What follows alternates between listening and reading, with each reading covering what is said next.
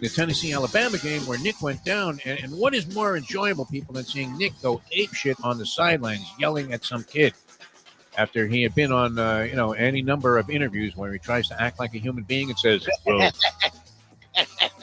it's all about the kids. And then he Woody Hayes this guy. I mean, it was insane. I mean, he stopped just short of Bobby Knight, the kid, and strangling him, right there on the sidelines in the middle of a game.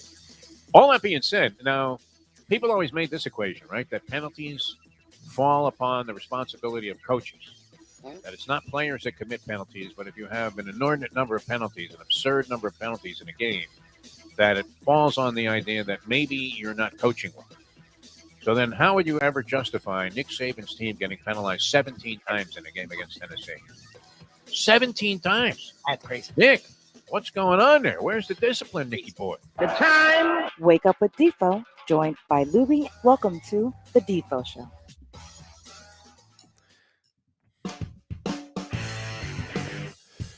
All right, Lubie, I'm not sure I can do this anymore. I don't know that I can sit here and try to entertain people by talking about the sporting world in some kind of funky fashion as we have been for 12 years.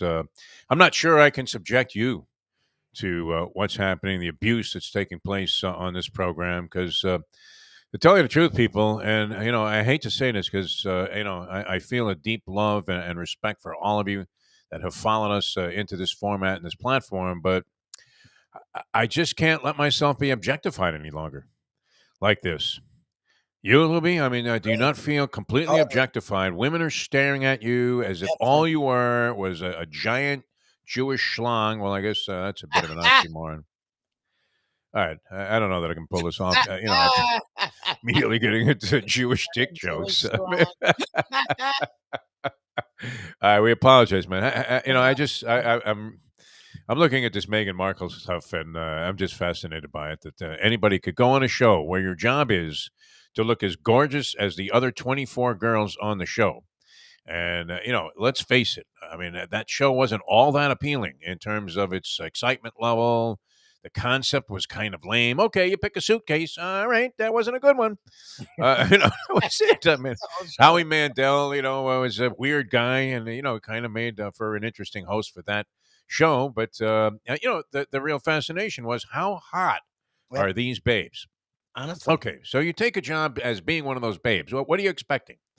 That you're going to be reciting Shakespeare somewhere in the middle of the show? Let's take a break here so Meghan Markle can demonstrate that she has a brain in addition to a pair of hot tits and legs. It's almost like Pam Anderson being mad about Baywatch. Yeah. Well, I mean, it was Baywatch. What'd you think it was? Be like, Hasselbeck, complaining about the fact that a lot of people only tuned in to say, hey, I wish I had a head of hair like that. Exactly. Was it Hasselbeck? Hasselhoff. Hasselbeck is the guy that has no hair. Yeah, exactly. Yeah, the brothers, quarterbacks, yes. You let me get away with that one, though, Louis. That was nice. Got me on that one. I forgot it was immediately, jumped down my throat and go, you're wrong! I forgot his name. I'm not going to lie to you. You had me. It was something like that. We knew David that. Hasselhoff, yes. Well, and that just exemplifies the point there, and really pinpoints exactly what we're talking. Who watched for Hasselhoff? Nobody gave a shit what that guy was doing. It was like let's see the babes, right? Yep. Who else was on there? Pam Anderson. You had Yasmin Bleeth, a couple of other hotties. Gina Nolan. What was I mean, were you watching the show for the dialogue? I don't think so. No. Boy, that's a well-written show. I tell you what. It's right up there with the Newsroom, which was a little overwritten, by the way, because newsrooms really aren't all that sophisticated, and people didn't have that much concern about, each other and the integrity of the business. There might have been some of that, but by and large, they were just hoping to get the job done so they could get the fuck out of there and go home. There wasn't all this debate. Well, I don't know if we do that. Get out of here. Just get it on the air. All right, great to be with you. And as I said yesterday, I think the Yankee fans, wow, it's intensified. Mushnick was brilliant today, as a matter of fact. I actually selected a couple of things here to just read right out of the newspaper as we, It's not like we don't have a lot of material today because it is a Degenerate Friday. And Lubie's telling me we have the full complement of degenerates to participate on the show. The Greek. Mm-hmm. Greek hasn't really been as suspect as he used to be in the past. Have you noticed that? He's a far more reliable Greek than he used to be. Yes. Same thing with Brandon Lang, man. All of these guys, Lang's they on all, it. Yeah, Lang's been on it. yeah. I mean, Lang, we used to like, cross our fingers. You would say there's no way I'm missing a show tomorrow. And then, Lubie'd be calling. I'd do this big intro. We'd play some music. Circus clowns would come popping out of a Volkswagen because it was the Deal Volkswagen Degenerate Friday. It was fantastic. And, then the person you were trying to reach. Yep. That was funny to, and I mentioned this yesterday. It just struck me again. My buddy Sean Mack here is calling like anybody that ever, put on a pair of gloves to try and figure out who Panama Lewis was in terms of his actual first name, Carlos Panama Lewis, the fabled disgraced trainer of Aaron Pryor fame. And I can't believe he actually called Don King. Love that. It was like 10 o'clock at night, right? I mean, Don King's got to be 100 now, no? I mean, has anybody seen Don King recently? No. No. The last time I saw Don King, I want to say was maybe, 10 years ago, maybe even further back than that. Yeah, it had to be further back than that. And he was promoting a fight at the Miami Arena. And I went down there to call the fight. And I don't know. Yeah, it was a Miami Arena. I can't believe it. We were in this giant facility for a fight that was going to attract about 18 fans. But King, I guess, had to put on a show because he had some guy that was 40 years old that he managed that was going to get a heavyweight title shot against one of the Klitschko's if he won this title eliminator at the Miami Arena. And King was kind of, bordering on catatonic when he was rolling around the press conference then. So I guess he's still hanging in there. He didn't answer the phone. So can you imagine? I mean, only in America could a guy call me 10 o'clock at night that's half passed out and ask me if I could remember the first name of Panama Lewis, Carlos Panama Lewis. All right, so here for the Yankee fans, I actually want to read this because maybe it'll buffer some of your anxiety about the series, which doesn't look good right now at 2-0. You could say, well, geez, the home team just held serve. Yeah. Houston Astros, it's not like the Yankees were completely annihilated. Then they lost one game, 4-2, and the other one 3-2 last night. However, once again, Lubie, what was, at the very foundation of the Yankees' frustration and defeat, their own inability to put the bat on the baseball. Yep. I had to get that. That was actually my egg sandwich coming up that I made. That had nothing to do with like trying to imitate an umpire calling a strike. 13 more strikeouts last night, which actually is, manageable number, is it not? That means that they put 14 of their outs in play. I do remember this distinctly. And it was emphasized from, I don't know about T-ball. I mean, we were unaware of words like productive outs and what that would imply. But did you not hear that terminology as you were a young Lubie playing second base there for the Plantation Peanuts or whatever the team was that you were playing for? And I don't know, what level did you play high school baseball? Were you a decent baseball player? I was horrible at baseball. I was scared of the ball. They would always put me in the outfield, and I was scared of the ball. Like that's not a good quality to have. I was good in the infield, but they always put the coaches' kids in the infield. Oh yeah. I always got thrown into outfield, which was annoying. And I was you weren't the fat kid in right field, were you? I was thin. I was always tiny, but I wasn't good. My mom always makes fun of the fact that I would play in the sand. But I played until I was 14. I played a long time. I just was not good at baseball. Like baseball, I was good at other sports, not baseball. Horrible. I just remember this. I mean, it's not like I played for that many coaches there, but at the Cuse, we had what? We had the buzzard, Andy Mokish. He was the coach of the varsity, and a guy named Herm Card was the freshman coach, and I had much more contact with him because by the time I got to the second year of the program, I knew the program was going to be disbanded, and so there really wasn't much reason to pay attention to whatever regimen Andy Mogish had outlined for you. Although I didn't mind doing workouts back then, right? You kind of liked being coached back in the day. Is that true? I mean, even if you were the worst hippy dippy renegade smoking weed, outside the team bus before you got on it, you didn't mind a little regimen in your life when it came to athletics. But the term that was always popping up throughout any time that I played baseball and was listening to any coach or anybody spieling on, a color analyst maybe on TV saying, what you want to do if you're going to make an out is make a productive out, okay? You got a guy on third base, what's a productive out? You hit a fly ball, knocks in a run. Yep. You got a guy on second base. What's a productive out? At least you tap one to the right side. There's less than two away, and you at least move the runner to third. So there's a chance that he could score on something squeamish there, like a pass ball or a wild pitch or any kind of fluke play. You want to make productive outs. Isn't that part? I mean, you're hearing to be station to station baseball where, and the Dodgers used to operate this way back in a heyday. Of course, heyday was like in the 60s when they were playing this style of ball. I don't know if it will work today, right? Maury Wills, who just checked out, he'd get a walk. He'd work a walk after an 9-pitch at bat, steal second, get bunted over to third, and then come home on a squeeze play. Productive outs. That's what it was all about. So you're not making any productive outs if you're striking out 30 times out of 54 outs in 2 games. Bingo. You're not putting a ball in play. I mean, and now I saw our buddy Joe Casal. I have great respect for this man because he's a very passionate fan and articulate and has been involved in the sporting world for a long time.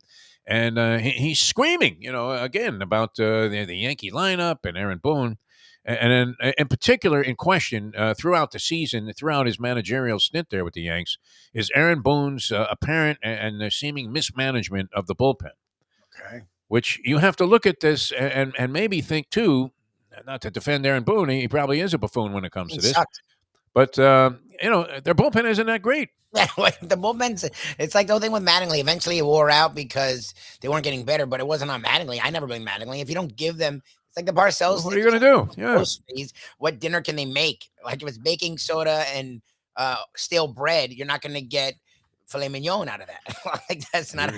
You're managing a lousy squad of players, and so if you mismanage them on top of that only exacerbates the situation. Yes. But okay, so here's what Mushnick has to say. I'm sorry, but I still don't get it. While we can be thankful that Aaron Boone is not an air traffic controller, good line there. That sounds Mayo-esque, doesn't it? That's very funny. Yeah, he's hardly alone.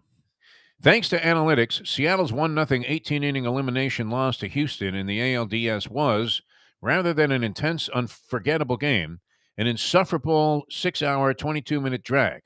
Because the Mariners tried to hit a home run on every swing, they produced only 7 hits and struck out 22 times. Oh, Jesus. This is tough to watch, right? Seattle lost a big lead in Game 1 when manager Scott Service, and this was an atrocity, needlessly replaced 2 effective relievers with 3 who then subsequently got walloped. In Wednesday's Game 2 loss to the Padres, Phil's manager Rob Thompson pulled reliever Connor Brogdon after he had a 1-2-3 2-strikeout inning. He then tried to improve on perfection, bringing in David Robertson, who quickly got clobbered with 3 hits, including a home run. They all do it, right? Always. It always happens. This cookie-cutter formula, non-Earl Weaver-esque managing style, just it's a recipe for disaster, right? I mean, why not just write out instead of the scorecard, just write out your own epitaph as a manager? I get like the numbers help. Look, you're the one that loves looking at numbers. It's different numbers, but you like looking at numbers. Numbers are a good thing, but you can't live and die by the numbers. No, a little gut feel. Situation, especially in playoff baseball, it's all about pitchers. If a pitcher's hot, leave him the hell alone. Like that's even I know that. Like, come on, man. Like, but if you're striking out 30 times, no productive outs, there's a pretty good chance that you're going to lose the ball games. Right, I mean, and here in the Yankees, the big boppers, these were boys that were making people forget about the 27 Yankees early in the season. Yeah, they were going to win 120 games, be the greatest Yankee team ever. Everybody was extolling the virtues of how wonderful it was. And you know what? Aaron Boone, even though he still was in question, it was Meghan Markle time, right? The Yankee fans, even when the Yankees were like 70-2 at the beginning of the season, they were like, Jesus, it's Boney, man, those 2 games. He really choked. All right, this was another tidbit out of a little tidbit segment here of the Mushnick column, which was basically talking about the gist of it, Lubie, was about how Tony Romo was hard-pressed to explain the graphic of Romo Vision. That when he tried to voice over what was going on Romo Vision, obviously an analytic technique and graphic named and designed in his name. I guess it was named in his name. Yeah, of course. That makes sense, Defo. Way to go. But he couldn't even explain it. That's how complex the networks, in this case CBS, are trying to make the game of football for the average clown to understand. It's become so complex that even a guy whose vision it is can't explain what that vision represents. Which I thought was a stroke of genius on the part of Mushnick here, because you know me, I like. I mean, this is very Mayo-esque. It's very contrarian, all of this stuff. But this was a good one for you, Lubie, because you're a big NBA fan. So I wanted to bring this up. In their season opening 130 to 108 home loss to the Pelicans, the Nets' pregame introductions should have included the Nets introducing themselves to one another. Nah. That's great. That's hey, look at it, Ben Simmons, man. Hey, man. Hey, Ben, how the fuck are you? Nice to see you. I'm Kyrie. All right, we have the Greek coming up here. Greeks, I don't know. Did our boys get clobbered last week? Last week, yeah, it wasn't. Nobody. Everybody got dusted. Remember, they all had very similar. That's the only problem when they have similar plays. They had Penn State. A lot of guys like Penn State, but they all like Tennessee also. When they all have similar plays, it brings down the average if they're all wrong. Greek was over 3 last week. The professor wasn't so bad. The professor, I think, was 500, and Mark Lawrence was around 500. All right.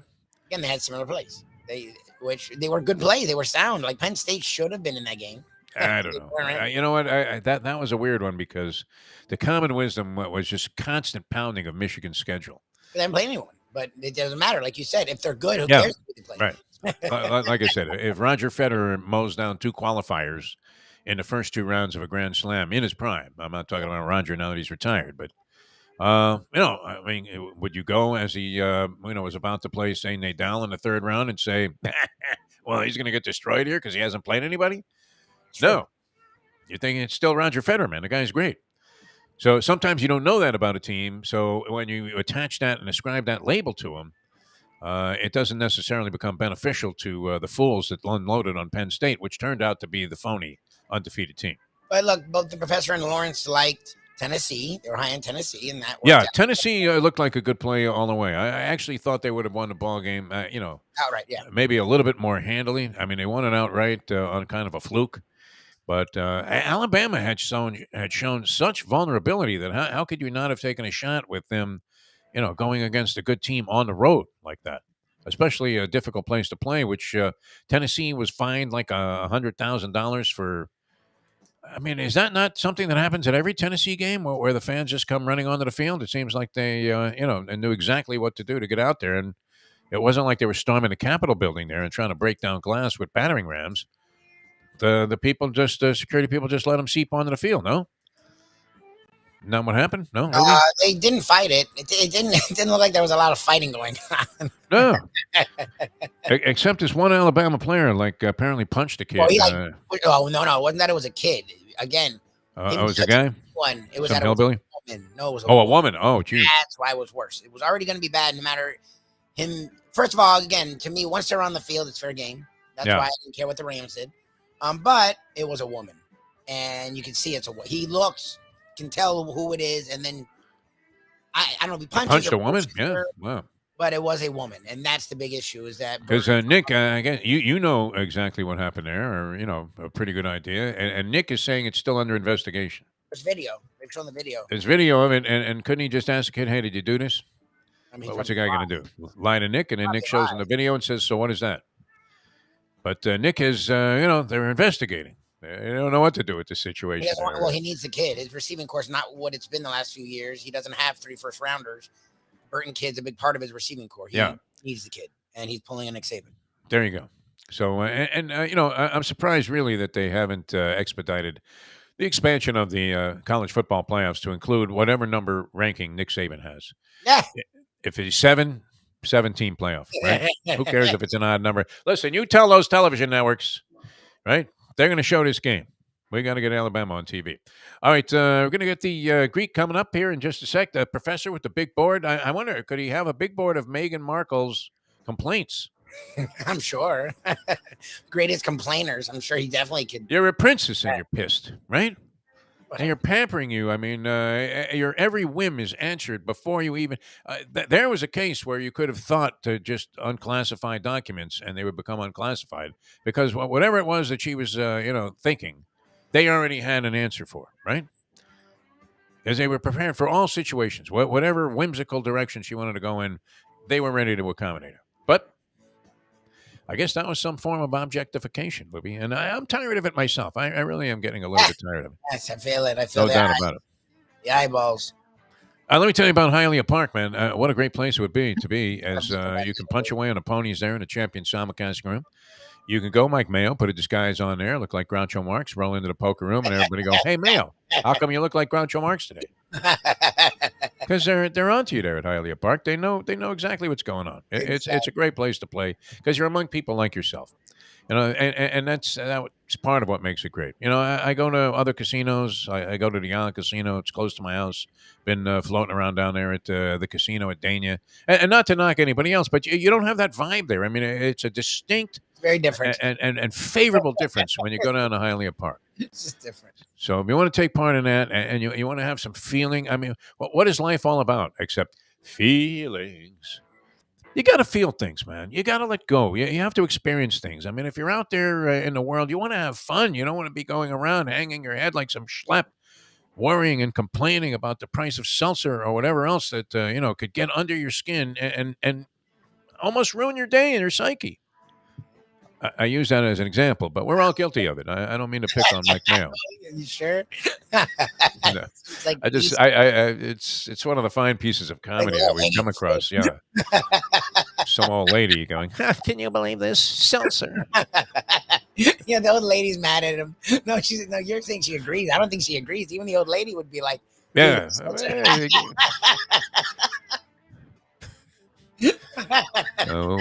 We don't even want to explore that anymore. I mean, that subject should be taboo. It really should. I don't know why I got into it. It's just so easy. It was just, the example that popped into my head. You keep doing it. Of fetching. You don't feel about price gouging at Hialeah. I will say No, that. We're there for the Derby. And a lot of time events don't jack up prices. So I forgot what prices were there because I hadn't been there in a little bit.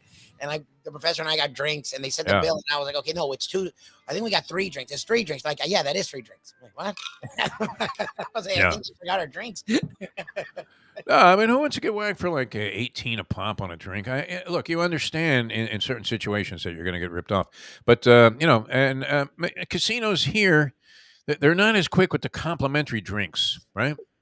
Boy, that's a nice drink. They'll tell you that, but then they'll charge you $9 for it. Exactly. Yeah, that's as far as it goes with the complimentary. But it almost feels like you're getting complimentary food and drink, and in many ways and cases you can if you have the player's rewards card. Because I get a player's card the minute you come in the door there. I always say that, but you can take advantage of it. And then if you're a big shot, actually Mustang left her card down here because we were trying to make arrangements for a little casino junket. And I could, if I had one of those, it's like a super duper double platinum. I play a lot of slots, Mustang special. They would have a similar card for the Mustang with equivalent rewards and all of the great amenities that go along with it. So they do a great job on that at Hialeah Park. You're going to love the atmosphere. Weekends are up until 5 a.m. So tonight, 5 a.m. Post time to get in is 9 a.m. this morning. Repaved the parking lot, with bright lights. That's a really nice thing in a casino here locally because you don't have that everywhere. But they want to make sure that the patrons feel comfortable and safe every time they visit and have a lot of fun every time they visit beautiful Hialeah Park. All right, coming back with the Greek here in just a sec. Then the professor with the big board and his college football plays. Mark Lawrence later on from playbooksports.com.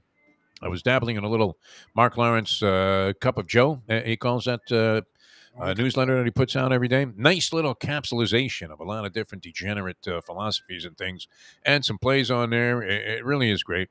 So we'll have Mark on the show and then Mike Mayo, the Gambling Gourmet, later on as well. I'm Jeff DeForest. He's Mike Lubie Lubitz, the Defo Show on a Degenerate Friday. And back with more in a moment. Now that it's 7:24. Folks, Tony Segreto here. Let me ask you a question. What do you look for when you go out to eat? Good food, obviously. Friendly atmosphere, not too loud, but good energy, reasonable prices, and a place where you feel comfortable. All those ingredients, no pun meant there, are hard to find unless you're talking about the Texas Roadhouse. You see, they encompass all of those attributes. Really, really good food, amazing atmosphere, good for a family, good for a date, or just a night out for yourself, and prices that will make you extremely happy. Their ribs unmatched, steaks hand-cut every day. Everything, and I mean everything, is made on site, including their incredible bread.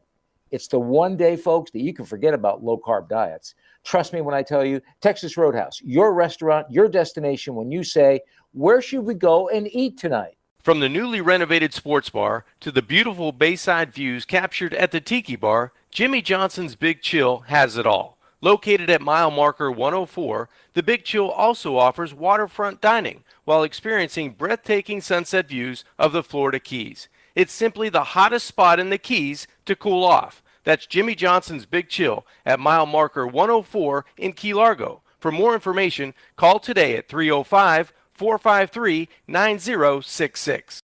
Mr. Pentangeli, were you a member of the Corleone family? Did you serve under capo regime under Vito Corleone, also known as the Godfather?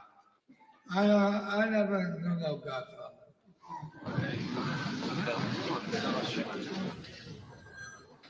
Angela, you are contradicting a sworn statement you previously made to me and signed.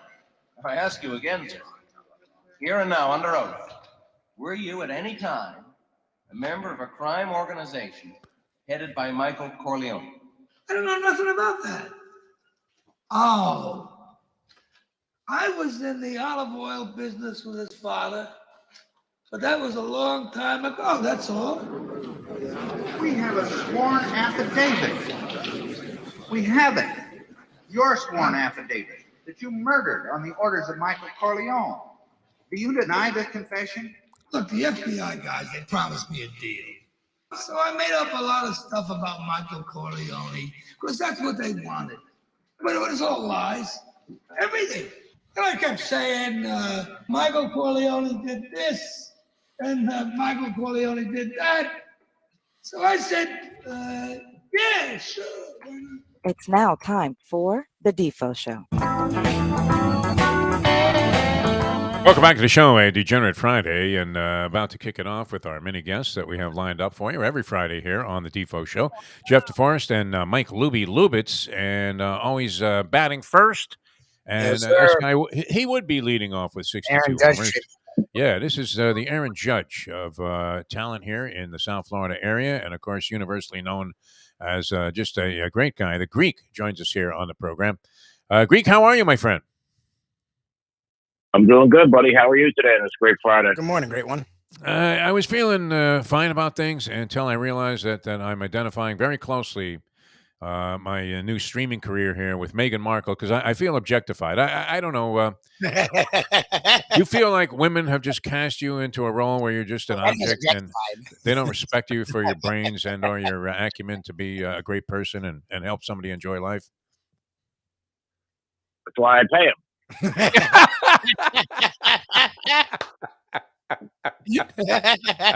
He pays him to objectify him. All right. Rick, I think of all the years I've known you, that was your best line ever. I believe that. I asked her, I was out with a girl the other night, and I asked her if she ever got paid for sex. And she goes, "Are you crazy?" I said, "You want to start?" That's great. So you're helping people launch careers, Exactly. also with your degenerate lifestyle. Careers. All right, you're in good spirits here, Greek. That's good to hear. I mean, we didn't do too well last week. We had a couple of guys go 500. Lubie tracked you at like 0-3. I hope maybe you had some other wagers out there. I don't. Did you go in a contest, that Westgate thing again this year? Yeah, he did Westgate. Circuit, yeah. Circuit, and sorry. I started off bad last couple of weeks. And, yeah, last weekend was sex change weekend. It was a bad weekend. Yeah. That's why you got new weekends in life. All right. How are you feeling about this week's card?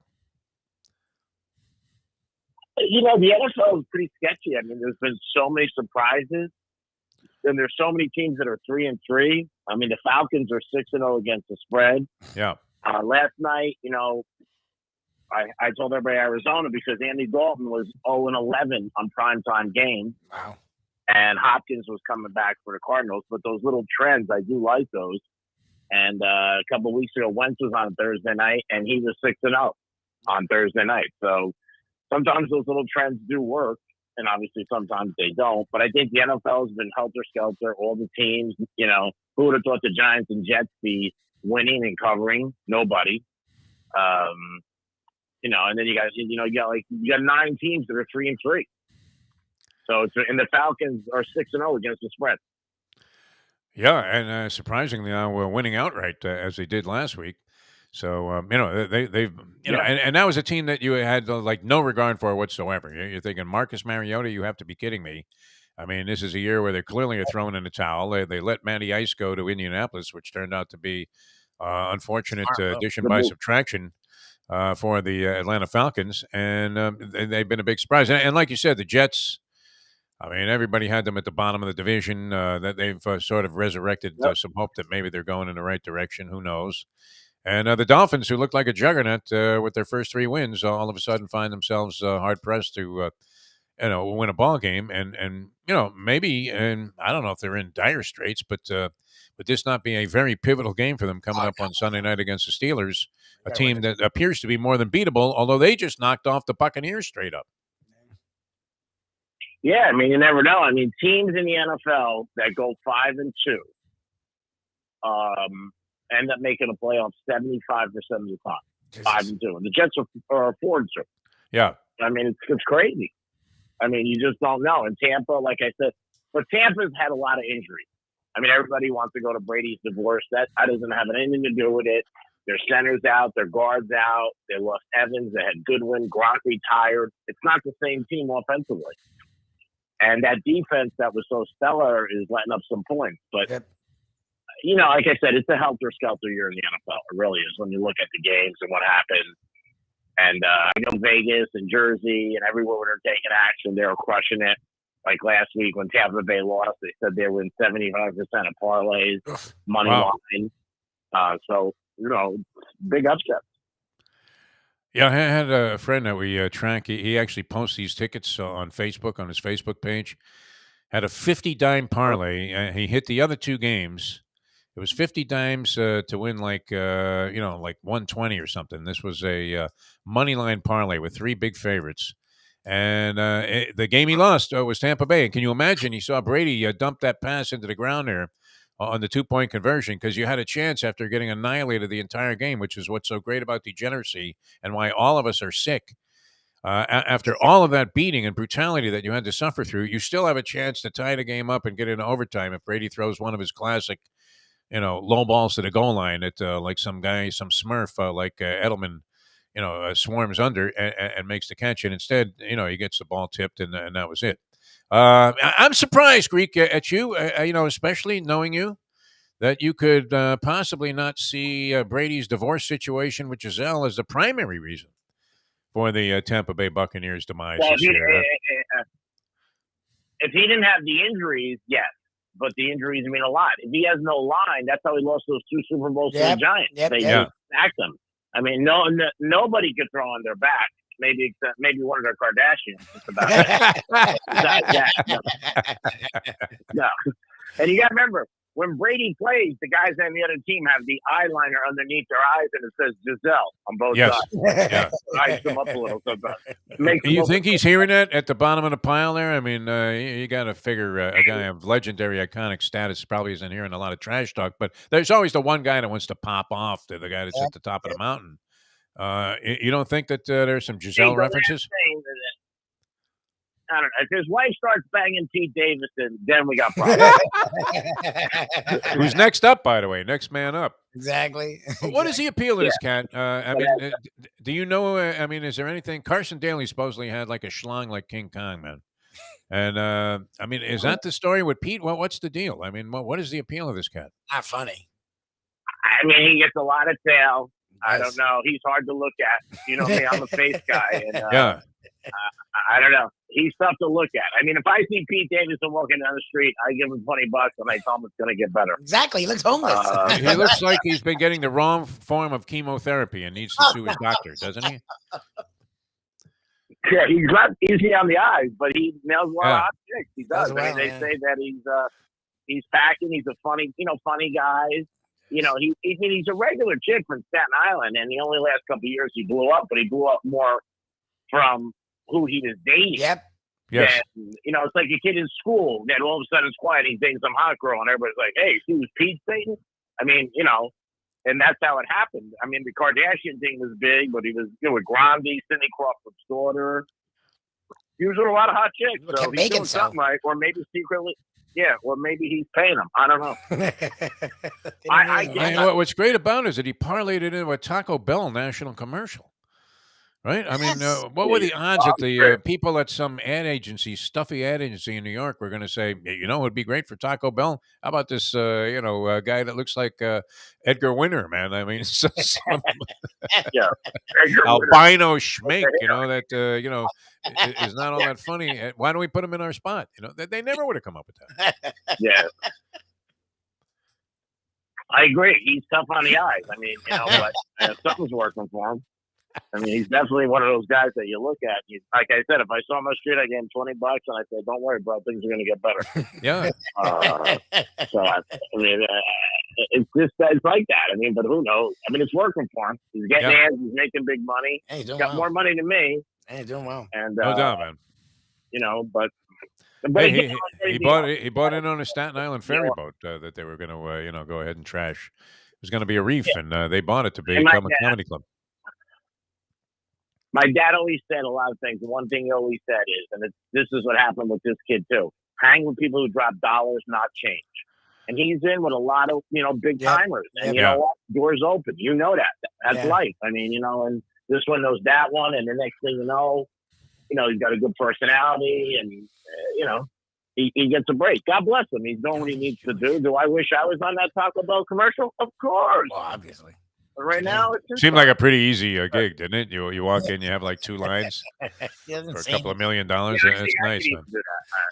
I mean, Shaq is willing to put icy hot on his armpits, just to make that kind of dough. All right, what do you have for us this week, Rick? I mean, give us the money balls here. I mean, we want to make some cash.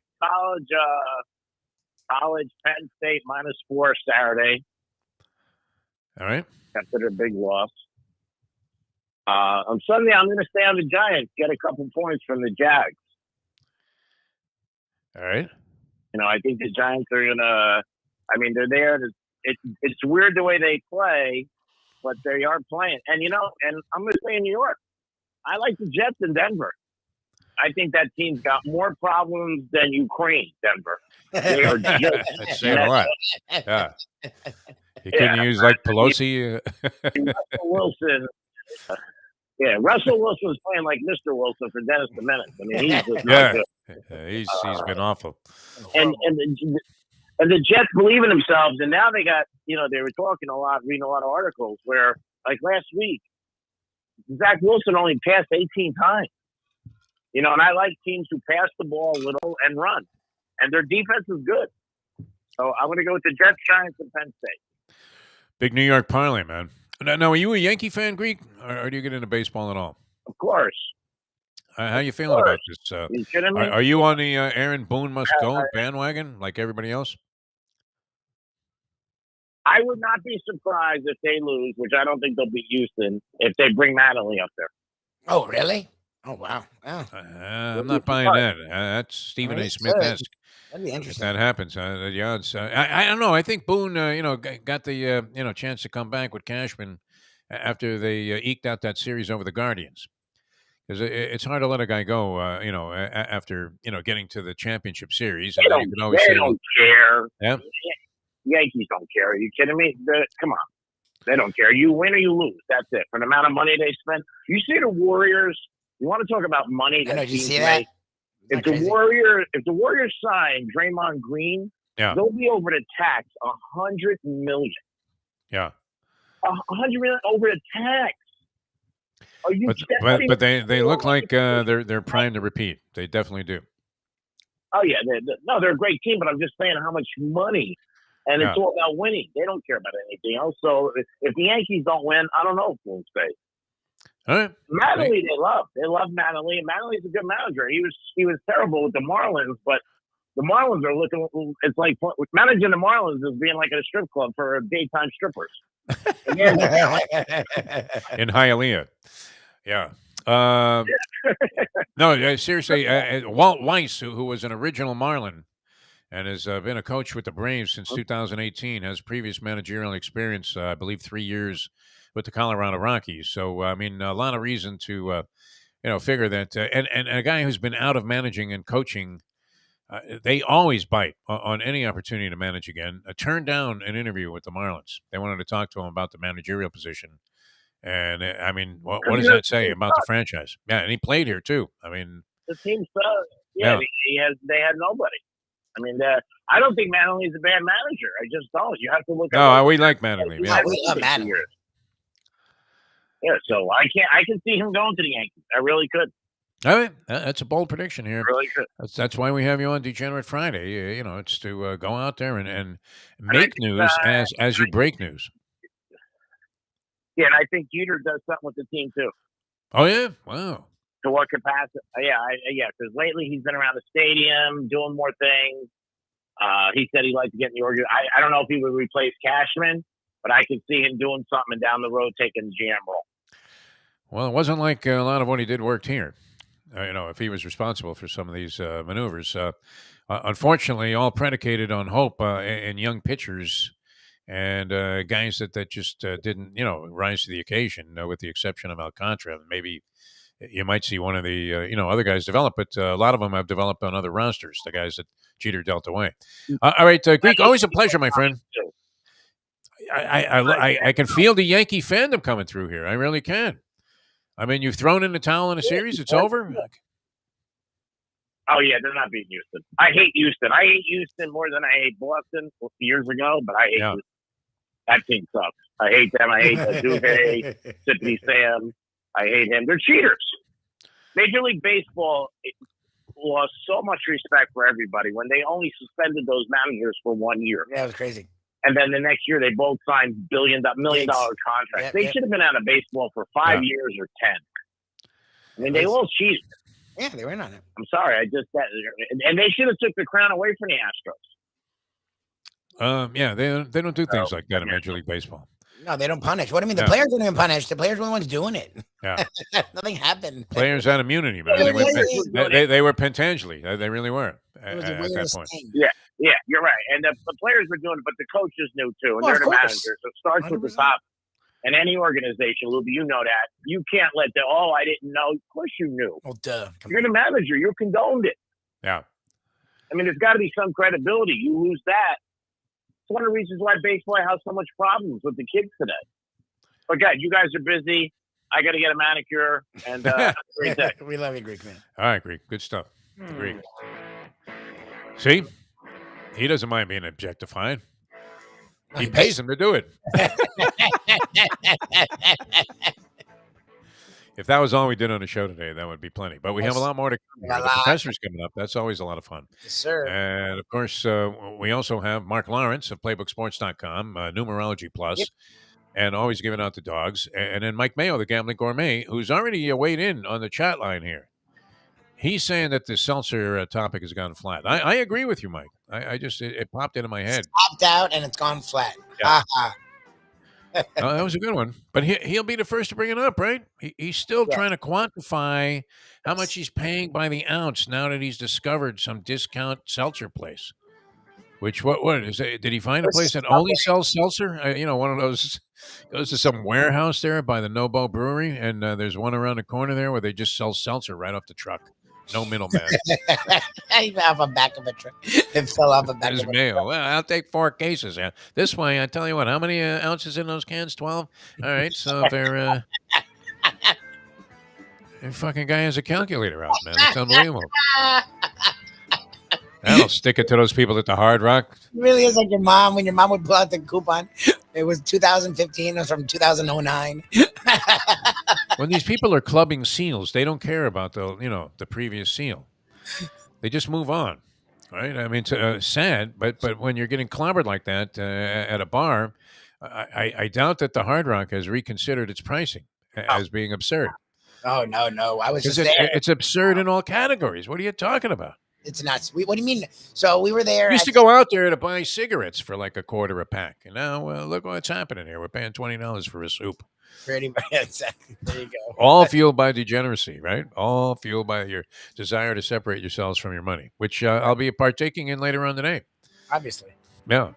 I mean, with Keeneland going and Belmont and Aqueduct, My theory yesterday, I had a play for would have been $70 or something like that. Well, would have bombed out there with some chalk going down in the third race. That the handicapper in a post. Who, usually I put a line through his picks, but he convinced me that this horse could not lose as his lock of the day. Unfortunately, it would have unlocked a pile of debt that you may never be able to overcome if you had believed that. All right, we're going to try and steer you in the direction of some winners here.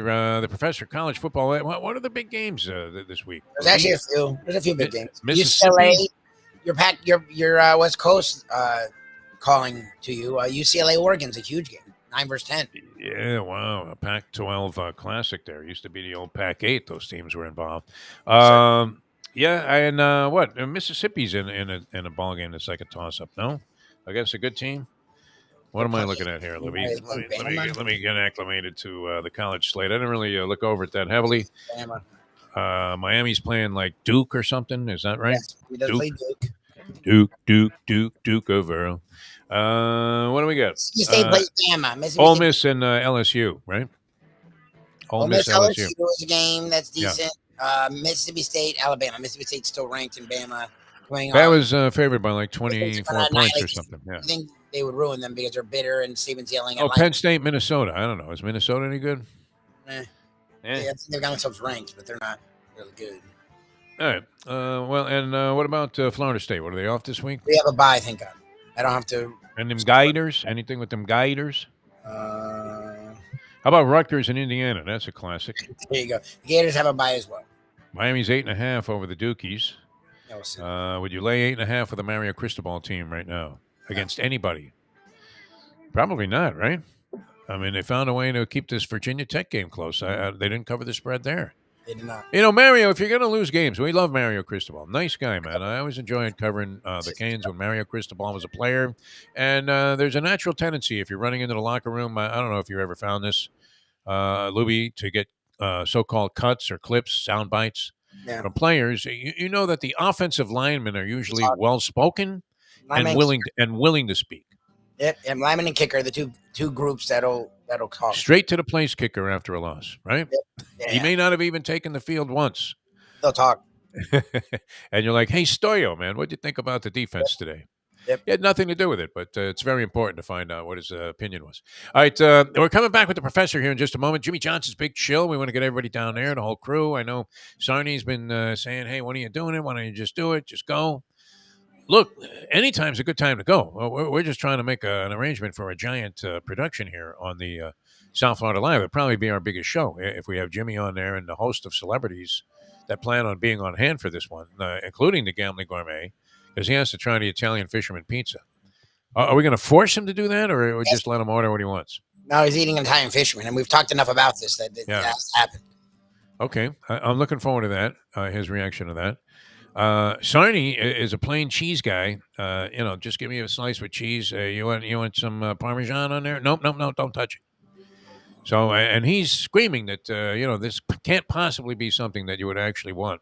It's good. To have like a live lobster, just steamed and thrown on top. It ain't live. I mean, that would be prohibitive. I don't know what you ate. I know you stayed there. Ken and I don't remember eating a live lobster. Live lobsters, man. What was that, the Rosewood Grill? In Las Vegas, you were too young to remember this. There used to be a sign at every bus stop, and it was a guy in a tuxedo holding 2 gigantic lobsters. And it was for like an old school place that was actually on the Strip, now long since replaced by some conglomerate that built a casino there. And I think it was called the Rosewood Grill. Somebody on the chat line might be able to help me out with that. There was a Rosewood Ballroom. I used to call some fights there in New York City. But this, I want to say, was a Rosewood Grill, or it's something right in that area with a rose in it. But does anybody remember that? It was on every bus stop on the Strip and anywhere else you went. I mean, if you were off the Strip there in Las Vegas, you could be in some degenerate neighborhood, and there was a guy holding the 2 lobsters telling you to come eat there. It was great stuff. Anyway, so it's not like you're going to have a live-made lobster on the pizza, but you are going to have the residual benefit of the fact that these lobsters were live just a few minutes ago. Yes, the fish is fresh. That is very true. Seafood. Fresh. That's what I was looking for. Fresh very fish. Fresh. Very fresh. And everything there is just absolutely fantastic. It really is great. It's Jimmy Johnson's Big Chill, mile marker 104, Overseas Highway. You see the shots here, the clips that we play on the show. I mean, just a beautiful place. I don't even know if those clips do the place No, justice. I mean, it's beautiful, and the clips do a good job, but it's Yeah. nothing like being there. Oh, Definitely man. trip And you out know there. what's great, man? The calm waters of the, Bayside there in the Keys. And I always used to love trucking their wave runners down there, and it was like glass all the way, You go in those little backwater mango groves or whatever they are. And absolutely a fantastic, fun time. I mean, a serenity trip like you can't find anywhere else in Florida. Florida Keys, mile marker 104, the best stop there on the Overseas Highway is Jimmy Johnson's Big Chill.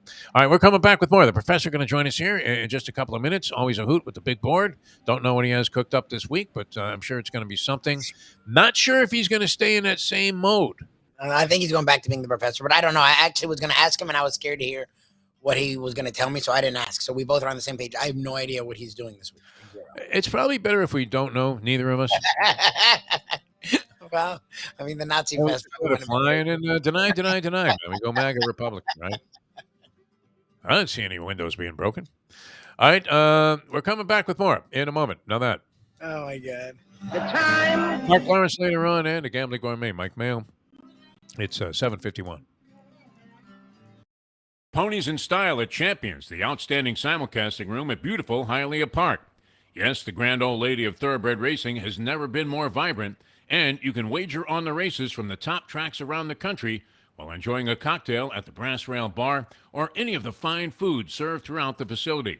If poker is your game, you're covered in Style, and you can play all your favorite Vegas-style games, including blackjack, craps, and roulette, in Hialeah Park's sizzling hot casino. Get a player's card when you walk through the door for all kinds of generous amenities, including our favorite, free play, when you come out to the ultimate casino and entertainment destination, Hialeah Park. Hey folks, Tony Segreto here. Since day one, Catholic Health Services has been part of Old School. And since we've started letting people know about them, it's changed their lives. You see, Catholic Health Services, while being recognized as one of the top places for stroke rehab in the country, it's also about a group of people who not just excel in what they do, from the doctors to the nurses to the therapists, on and on and on. It's how they do what they do every single day that separates them from the pack. They do it with a passion, unmatched, and the inclusion of family in every step of the process.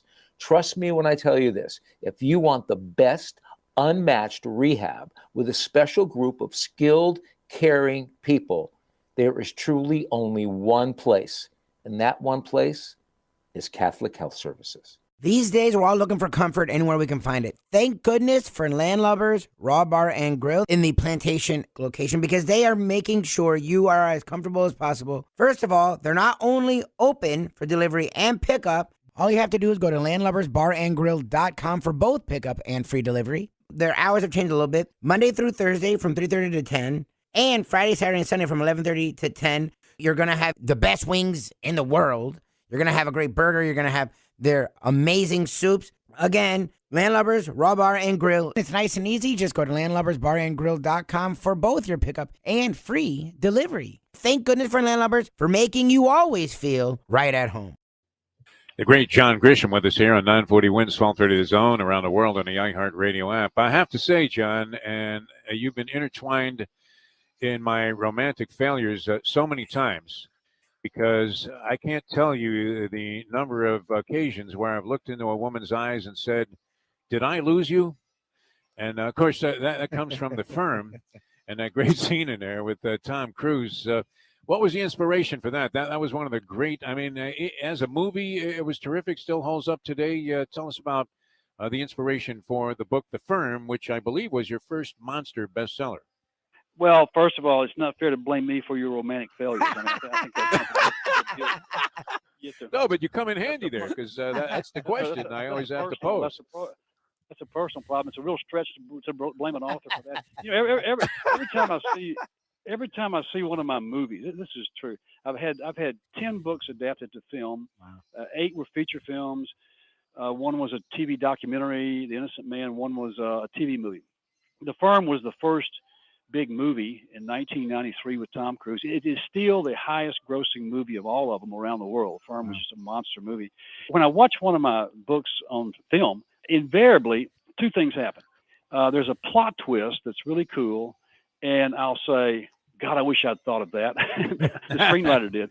And there's always some dialogue that it's pretty snappy or clever or something you remember, and I'll say, well, I wish I'd written that. And when Tom Cruise says to Gene Triplehorn, "Did I lose you? Did I lose you?" I didn't write that. The screenwriter did. That's great. Enjoy your trip to work with lots of laughs, thanks to Defo and Lubie. Now on the Defo Show. Grisham was a very cool cat when we talked to him, and had a great story about Wilfred Brimley, who of course was in the movie The Firm, and how he had actually given him a horse, an actual horse, as a gift, and dropped off the horse at his house, which I think he was living at like in an apartment in Washington D.C. or something. So it was somewhat of an inconvenience, I guess, for a while. I mean, what do you do? Attach it to a carriage and start offering rides? Exactly, go around the city.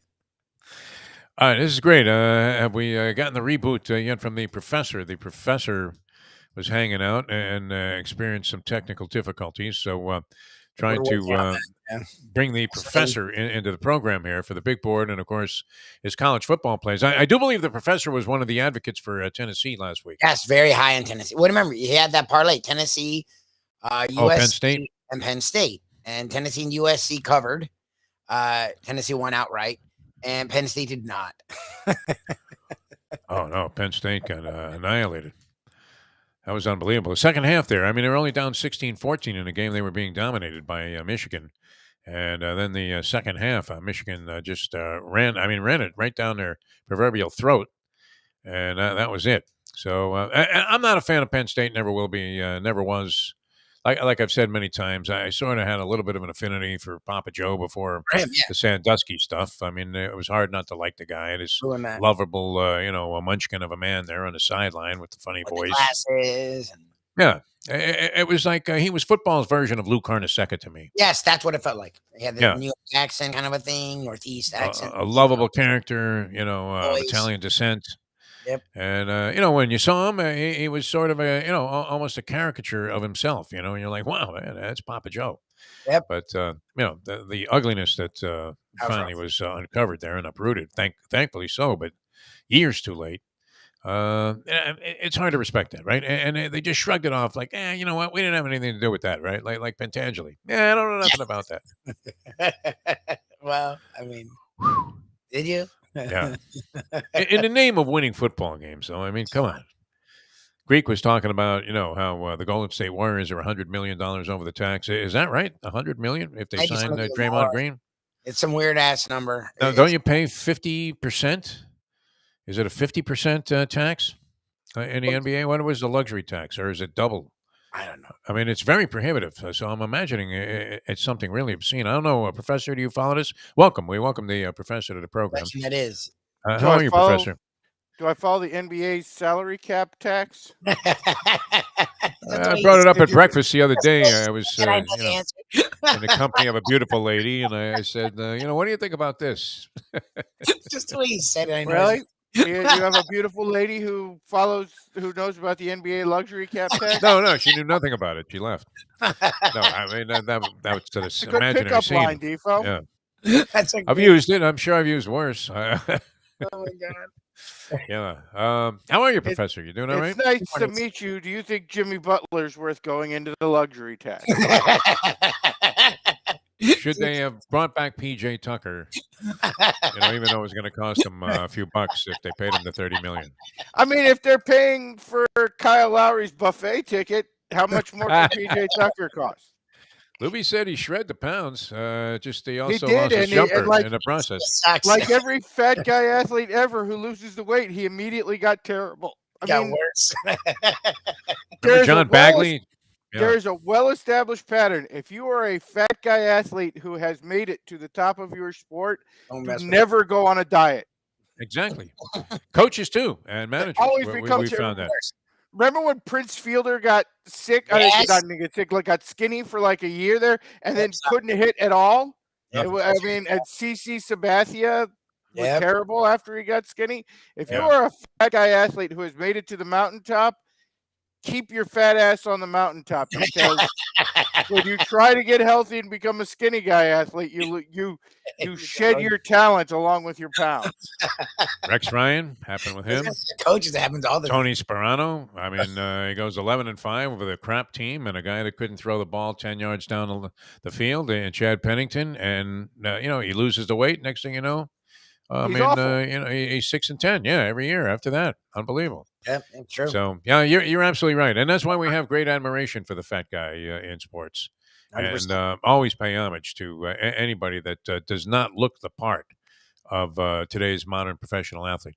All right, what did you think about some of the happenings last week, college football? I mean, obviously the significant one was Tennessee holding up and getting that knuckler through the goalpost somehow, as they beat Alabama, and Nick was blaming everybody but himself. Yeah. And a year where nobody could make kicks, somehow Tennessee's kicker made one of the worst looking kicks I've ever seen. That was ugly, man. That was a whirly bird. And then just complete chaos ensued. If you've seen the pictures all over the internet, was the Tennessee people are storming the field. Apparently one of the Alabama wide receivers punched a girl, which, yes, I get it. I mean, you're feeling threatened in that situation. I'm sure he was acting in self-defense. Yeah. He had a helmet on. This is what I really actually want to know. If you see the pictures from the post game of that situation, were there people selling cigars to jerk offs as they jumped off the side onto the field? It seemed like every other guy had a cigar. It was everybody just carrying a goddamn cigar in case they won. Dave or did Gergley somebody was out make there. some money off of this? It's a very bizarre situation. Gergles was passing out Perdomos, as the people leaped over the wall. He tried to do it at the Capitol insurrection, but it got a little violent, and he decided discretion was the better part of making money. I don't know that's necessarily something you want to associate a sponsor with there, Dave. Well, I don't know. Yeah, I mean, it probably wasn't a good reference, but no, I could see where he might have been doing. I think he actually said that yesterday on the show, that he was passing out those cigars. But I mean, is that tradition? I mean, it seems to me I've seen the field, being stormed many times, obviously, but been a while, though. at Tennessee. But I mean, is that they just say, "Hey, come on down," like they were on The Price is Right? Well, I don't know if you've seen the reaction, but they were fined $100,000 by the SEC. Yeah, I saw that. This is, by the way, a policy I completely endorse.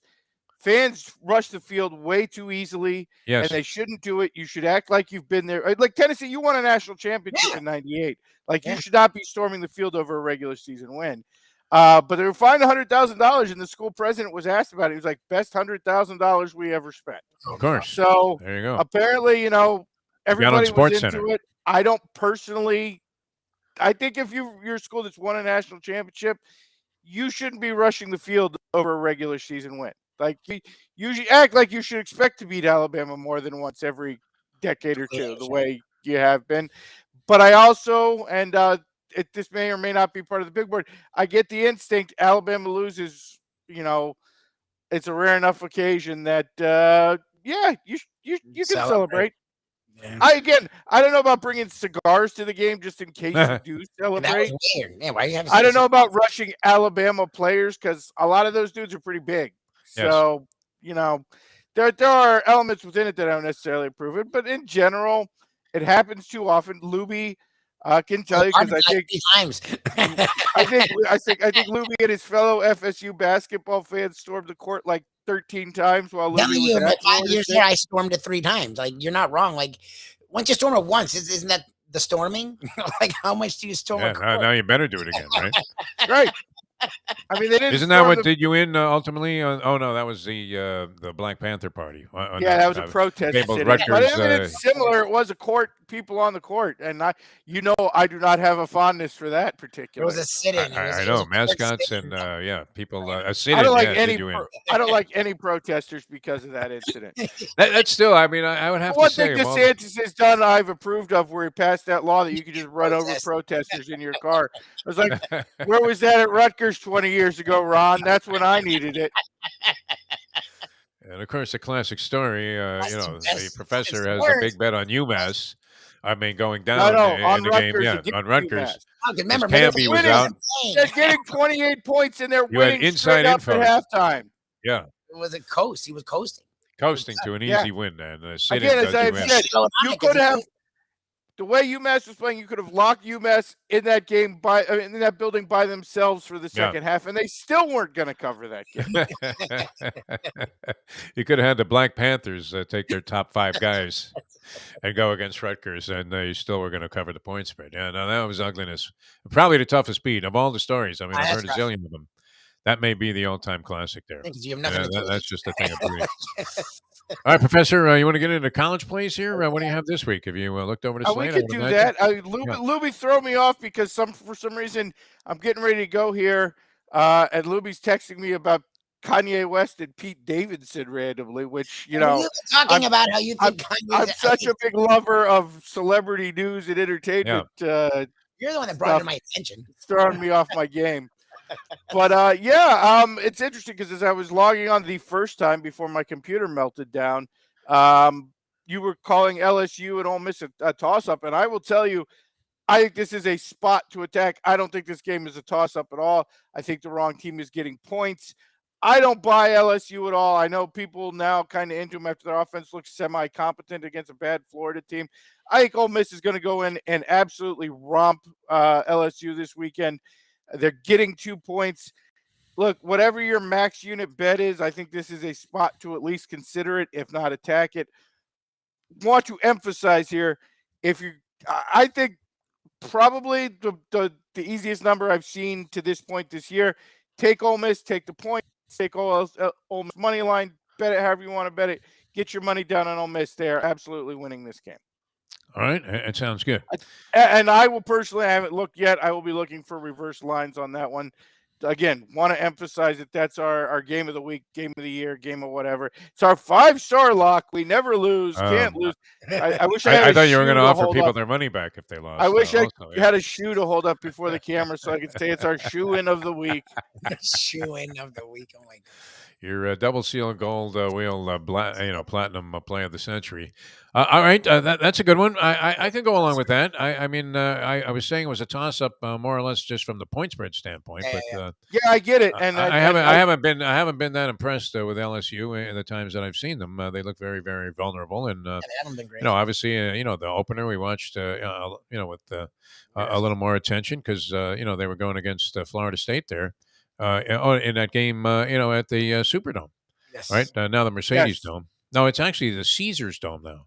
Louisiana. Yes. Yeah. Which actually, by the way, started our run for this year of kickers dooming everything all year long. Kickers are a total disaster. Probably should have known this is the way this season is going to go after that opening kick. Another interesting line here involves your team, Defo, and that is Syracuse getting 13.5 from Clemson. The gambling community starting to buy back into Clemson. I'm not sure this is the right time to do it. I'm actually pretty impressed with Syracuse overall this year. They play very good defense, which is something we haven't seen from a Q's team in a while. They've got the transfer quarterback. And, of course, down here, everybody's looking at Oronde Gadsden's son, who all of a sudden is starting to show up on the radar for NFL teams. In a way, his dad obviously never did come draft day. Probably going to see OG Jr.'s name called there on draft day, something that never happened for Oronde himself. Getting almost 2 touchdowns, 13.5 the line sitting here. Look, Dino Babers has kind of had Clemson's number since he's been Syracuse's coach there. Beat him up there in the Carrier Dome a few years back, has played him close a couple times. This looks like a good spot to us at 13.5. Think Syracuse can compete in this game. And look, Clemson, even last week when they were total control of Florida State, didn't win by 2 touchdowns. No. And that's really dominating the game for 3+ quarters going into the fourth quarter before Florida State started to get it rolling. I don't know that Clemson's a team built to blow people out. They certainly could and probably should win here at home, but 2 touchdowns is a pretty steep cover. I would definitely think the orange is viable at that spot. Yeah, that game last week with Clemson and Florida State, I turned my attention away from it in my personal bookmaking venture with the great Francesco. I had Clemson and was laying 5. And then, they're up like 20 points in the ball game, and it's getting late. So you're just doing every mathematical permutation and figuring I can't lose. And the score comes up, and I had to do go back and do the math again. I was like, oh shit, okay. Okay. They won by 6. But it I was a lot covered, but it closer was than I thought it close. was going to Yes. be. Yeah, I mean, what the you hell covered happened there? it. Yeah. I tell you what, it was a great cover. I mean, and maybe the toughest beat anybody could have taken. SMU was playing Navy, and Navy, goes like 80 yards with a minute and change to go, passing the football the entire time. We ripped off one good run, and Hey, they get a you backdoor lost cover. to Navy on a No, pass? he won. Wow. He We won. won. We won with Wow. Navy. Yeah, Navy Yeah, drives you the need to ball. go. If you win because Navy's passing That's to what he win was a saying. backdoor cover, you need to go buy some lottery tickets immediately because it's That's what clearly he your Yeah. was night. saying. But really, if we're being honest, the tough beat there is that your life has degenerated to the point that you're actually watching SMU. It and got Navy. worse. No, it And got worse. I think that was a Friday night game too, on top of everything else. Yeah, So it was a Friday again, night game. the One of- tough beat in there is that your life has gotten to the point you're spending your Friday nights watching SMU and Navy, and you live in South Florida. in preference to playoff baseball and other stuff that was going on. But it got lower, Professor, and you can appreciate this being the college football junkie and degenerate that you are. I actually watched with great intent and was constantly doing mathematics in my head about spread beating opportunities with FIU going against the University of Texas San Antonio. All right. Well, I think Utz is actually kind of fun to watch, to be honest. Well, they were fun to watch go down to the spread. Because FIU Okay. played brilliantly, and I should send this guy a thank you letter to his coach. Coached brilliantly to beat a point spread. He really Okay. did. Yeah. Ran the ball a lot. I mean, it was just absolutely fantastic. He ground out a lot of clock there, and an errant kick could have easily doomed me, but they covered easily, getting 34 on a hook. But I was one of 5 people watching the game. The other 4 were at the stadium. That was it. There were like 4 people there. It was. Were you streaming this on the internet? Was No, Utz no, I and mean, you FIU can really find on it. TV somewhere? You can find any obscure game now. It's the greatest thing. You Without can, even but they're all on ESPN3. So, I'm very confused about how you watch it because I don't believe you know how to get onto ESPN3. CBS Sports Network, I believe. He is has the name of the everything. game. He has Yeah. cable that has everything. Oh, Yeah. Defoe's the last guy who still hasn't cut cord and just completely Yeah. has cable. Straight cable. Okay. I'm dealing with the Mustang here. We're old school. Yeah. And Julian Like asked, and this 400 was, a month, to have. yeah, Julian right. asked, and this was one of the classic moments in college football. There was also the game a couple weeks ago where the SMU Mustang took a dump as it was running across the field. Oh, yeah, yeah. To the mascot's credit, it never stopped. It just took a dump while it was kept trotting. they were- And I believe they had to pause the game for like 15 minutes Yeah. because Because there was shit on the crap was field. everywhere. Yeah. And they didn't have horse crap cleanup equipment just readily available on the sidelines. No. They had to go somewhere in the stadium and find containers for the horse crap. They Solo paused that cups. game forever for that. I mean, when you're following Loki around on his walk, I mean, are you taking a solo cup to scoop this stuff up? No. I got to be honest. I'm the one guy that if nobody's around, I get away with it. I'm just walking. Oh yeah, home. no, I'm right there. I don't with you. believe. Look, I believe in being a good neighbor, but I don't know when a good neighbor started being. I have to carry around a bag of crap, and that's one area that I am definitely a social rebel on. I don't agree with that policy. Like, it's grass. There's supposed to be poop and stuff in it. Well, and we have a church right next door to us, so it's fantastic for walking Skippy. And he leaves a deposit right there by the church, and I consider that very good, like a Joel Osteen moment for the dog. I mean, it's fertilizer for the grass. It Yeah. helps the grass. So be green, be in nature. you ever fake going down to pick it up because there's somebody 100%. watching? I've done that. Yes, Oh, there's somebody watching. So I do the thing where I put the bag over my hand and then I reach Right, down, right. and then I just grind it into the grass You grinding it. Isn't that's better? Why is that better? because it's fertilizer. What do you think fertilizer is made of? I'm It's made saying, of but poop. for you, you're now physically. You don't No, I feel got that I karma got the is plastic going to black bite you? tag on the hand. Karma bites you though when you find dog shit in your shoe when you get home. Right? I mean, Fortunately, I don't have that one. And then but- you're cursing the guy out. What asshole left his dog Yeah, poop right exactly. there? Jerk off left his shit. Like right by the curb. What kind of jerk off? All right. Is that it? So I mean, you got No, Ole we've Miss got and Ole Cuse. Miss. We've got your Cuse. Again, we're going 3 underdogs this week. On the third one, we're taking Kansas State coming off of bye week here. Get TCU very hot with the gambling community after a couple weeks in a row. I look for K-State to give them a very difficult game here. Adrian Martinez has become a totally different guy against the transfer. We were talking about it with Lubie a couple weeks ago. Maybe Scott Frost actually was the problem, because it seems like everything Scott Frost has left behind seems to get better. I mean, look at Josh Heupel is now the #1 coach in the country after following Scott Frost off at UCF. I think TCU's had a very stressful couple of weeks. Nice wins for them, but I think they've been physically taxed in both games. Now they got to go play a very live Kansas State team. Giving 3 points, we'll take Kansas State in the 3. Excellent analysis as always. Good luck with the plays. People, use this input, to guide you, hopefully to great riches. But I love the passion and the conviction you have about Ole Miss. Syracuse, I'm hoping they're in the game. They don't embarrass themselves. 6-0 start, kind of nice. And that Kansas sounds State, like false humility there, Defo. I feel like as soon as we get off the air, you're going to be putting on the big puffy orange outfit. that the game. is one of the dumber mascots. I mean, I don't even get it. Having attended the school, what is the connection? I don't think isn't really that some disparaging Native American slight? Yes, that's where it started. Was insulting Native Americans, but that's sort of what we do as white people. So I don't know. I mean, what we do. I never got the connection. Like honestly, you did. This is one of it's the kind of stupid to things be a color as about a school. sports, because like you could tell who the terrible person is among the people you knew based on things in sports. If the Cleveland Guardians fan who still insists on calling them the Cleveland Indians and is like, I grew up and they were the Cleveland Indians and they're still the Cleveland Indians. And I don't care that they had that big mascot that looked like a ridiculous cartoon Indian. If you're that guy, that guy is a terrible person. And, you probably shouldn't be hanging around with him. All right, let's turn our attention to the big board for this week. And, okay. So many happenings this program. week. So many happenings this week that we can't even really talk about it.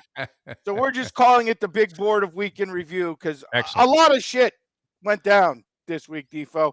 But before we get into that, we have a special big board announcement that I guess we really do need to talk about, and that is Russell Wilson released another awful Subway ad. It's the worst of them all. It's so bad. And honestly, we at the big board here from now on, we're just not going to talk about Russell Wilson anymore. This is the last mention of Russell Wilson on the show, and it's just not fun to ridicule Russell Wilson anymore. It used to be like the guy was one of the greatest quarterbacks and everybody loved him. Even, the white guys who hate black quarterbacks liked Russell Wilson. He's like de facto white quarterback who happened to be black.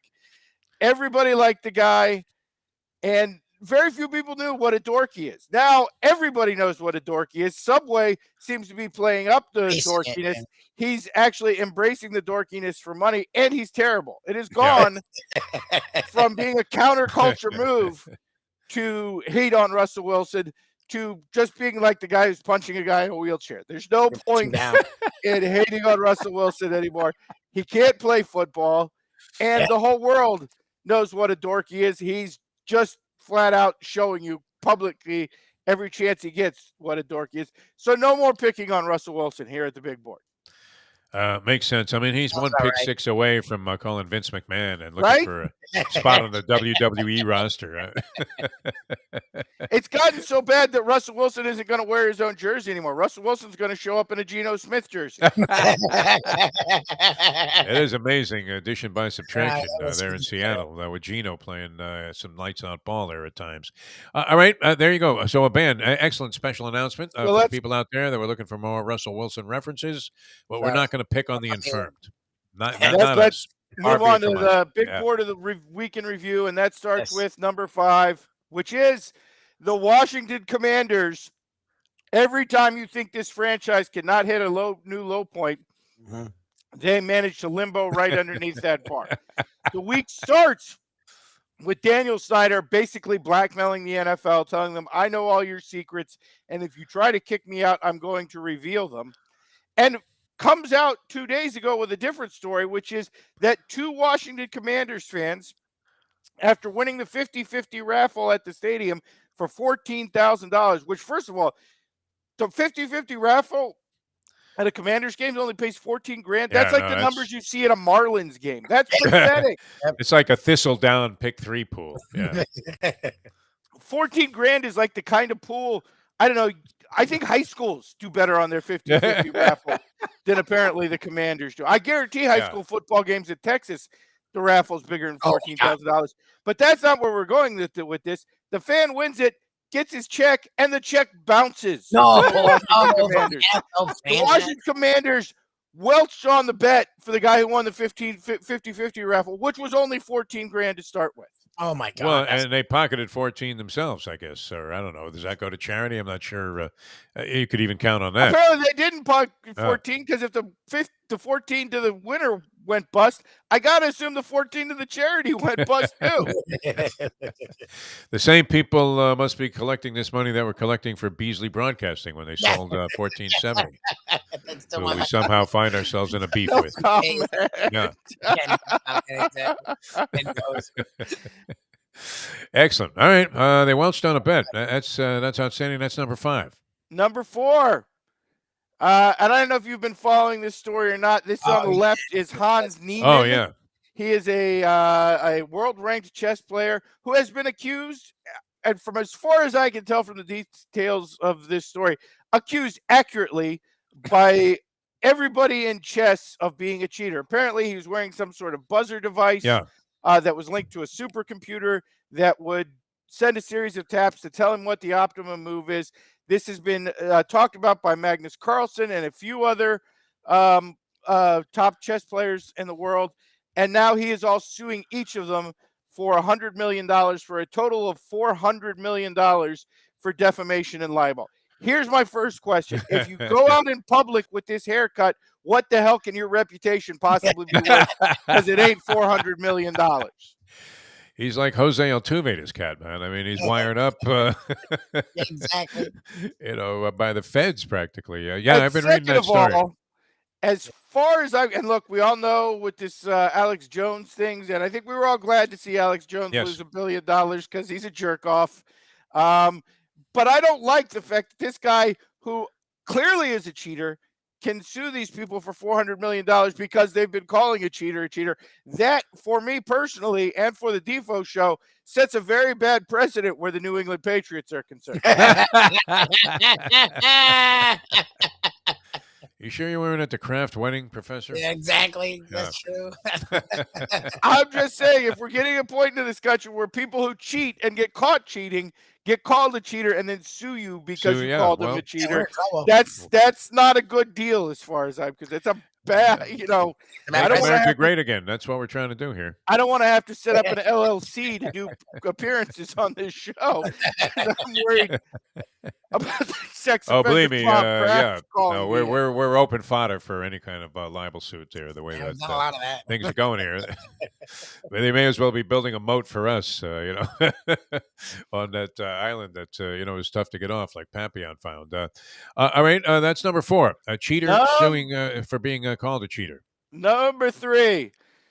Alabama fan has very normal reaction to the loss. If you can't read the screen here, he fired a shotgun into his neighbor's house following the loss after Tennessee beat Alabama because his neighbor, he didn't feel was rooting for Alabama quite enough. Oh, my God. You're a Tennessee fan. He wasn't cheering for the 6. Come on. The amazing thing here is this has now become a standard policy. Every time Alabama loses a football game, a couple of them try to murder each other. A couple of years ago, it was a father and son got in an argument over the Alabama-Auburn game, and the son tried to shoot his dad and his stepmom. Again, it should be, this guy fodder for laughter. Yeah, this guy didn't think the Alabama fans who lived next door were cheering quite loudly enough, so he fired a shotgun into the house. Again, I kind of admire this. I would like to be a big enough fan of anything in life that murdering people seems like a good reaction to things not going my team's way. I guess in a sense it's good that Saban is the level coach he is because otherwise half the population, I mean, if they ever go 5-6, like 10,000 people in Alabama are going to be dead. But this is now what the Alabama fan base has come to. Literally every time you can trace it back, Alabama loses a football game, a couple people get accused of attempted murder in the state of Alabama. Jesus. Well, Nick nearly killed that kid, that special teams guy that fucked up. So is he not advocating an insurrection of some sort among Alabama fans? Not that they're hillbillies. I mean, if that means we can get Congress to put Nick Saban in prison, yeah, I'm 100% for it. I couldn't have been any happier than to see him alibying Right? away that Honestly, loss. if Nick Saban ends up in prison next to Roger Stone, I'm going to go visit that prison to point at them and laugh once a week for the rest of my life. That'd be a nice pair there. I mean, as cellmates. All right, that's number 3. The Bama fan I think losing honestly with they dignity. would actually get along great as cellmates because I'm pretty sure Nick Saban has a Richard Nixon tattoo too, so they could just sit there and compare them. All about telling the truth, my friend. I mean, honestly, doesn't that sound like the kind of thing you could make up about Nick Saban and people would believe it? Like, oh yeah, Nick Saban has a tattoo of Richard Nixon's face on his back. Sure, why not? Sounds right to me. All right, number 3, fan losing with dignity in Alabama. Number 2, shooting his neighbor. Yes. In a move so vicious, I almost have to admire it. And I think she's pretty hot to begin with. Apparently, Shakira is the biggest bitch in the world. Oh, really? Wow. Story broke yesterday. Shakira, who had a long-term relationship with Barcelona striker Gerard Piqué, which broke up last year because apparently Piqué cheated on Shakira with a French model, which I don't know. Admirable. Woman, I mean, it's admirable. I mean, anybody who's seen Shakira dance in her videos, I can't imagine the woman that would make you cheat on Shakira, but this other little croissant, though, might have had, a different type of motion there. It was more amenable for a soccer player, yeah. But the follow-up is Shakira, who is a partner in Spotify, is now teamed up with Spotify, who's teamed with Barcelona. And apparently Shakira's name is going to be put on the Barcelona jersey for 4 games this year. And Piqué currently plays for Barcelona. So he's going to have to go around with his ex-girlfriend's name across his chest on his jersey while he plays his soccer on at least 4 occasions the rest of the year. Again, this is such a vicious move by Shakira that I almost have to admire it. Like, you treat your woman wrong and she makes you go around wearing her name while you do your thing professionally. Hey, like, I can't even imagine how that's got to feel. Not to mention that, like, you have a constant reminder about how you screwed it up with Shakira, which I mean, that can't feel good walking around because I'm not saying she's the hottest woman on earth, but she's on the short list. Like, you can't feel good going around knowing, well, yeah, I screwed the pooch there. Well, you can't really be too judgmental about affairs of the heart. I mean, people do crazy things. I feel like you can. I absolutely feel like you can. Lubie and I were actually talking about this last week. I feel like you get to a place in life, and it's not just relationships; it's anything where you're the guy who's just throwing away a filet mignon to eat a plate of hamburger helper, and like, there's no way that can feel good. Like, you've gotten to a point where you have to realize in life, I'm not doing any better than this. It's time to walk away from the table. Yeah. Like, if you're at a roulette table and you hit your number 6 times in a row, don't take your money over to the blackjack table and start firing away. It's not a good idea. Play video poker at the bar. If you're at a slot machine and you hit for $1 million on the jackpot, don't go over to the $1,000 spin machine. Again, you've peaked. Like, don't push your luck. This is honestly, this is literally like the guy who wins the Powerball and then goes and buys $5 million worth of mega money tickets because I'm hot. He's hot. Why not? I mean, keep going. All right. That's only number 2. Then I can't wait to see the unveiling here. This would be the number 1 incident of the week. Happened at the Minnesota Timberwolves game in their opening night, and that is Dalvin Cook and unidentified guests attend Minnesota Timberwolves games together.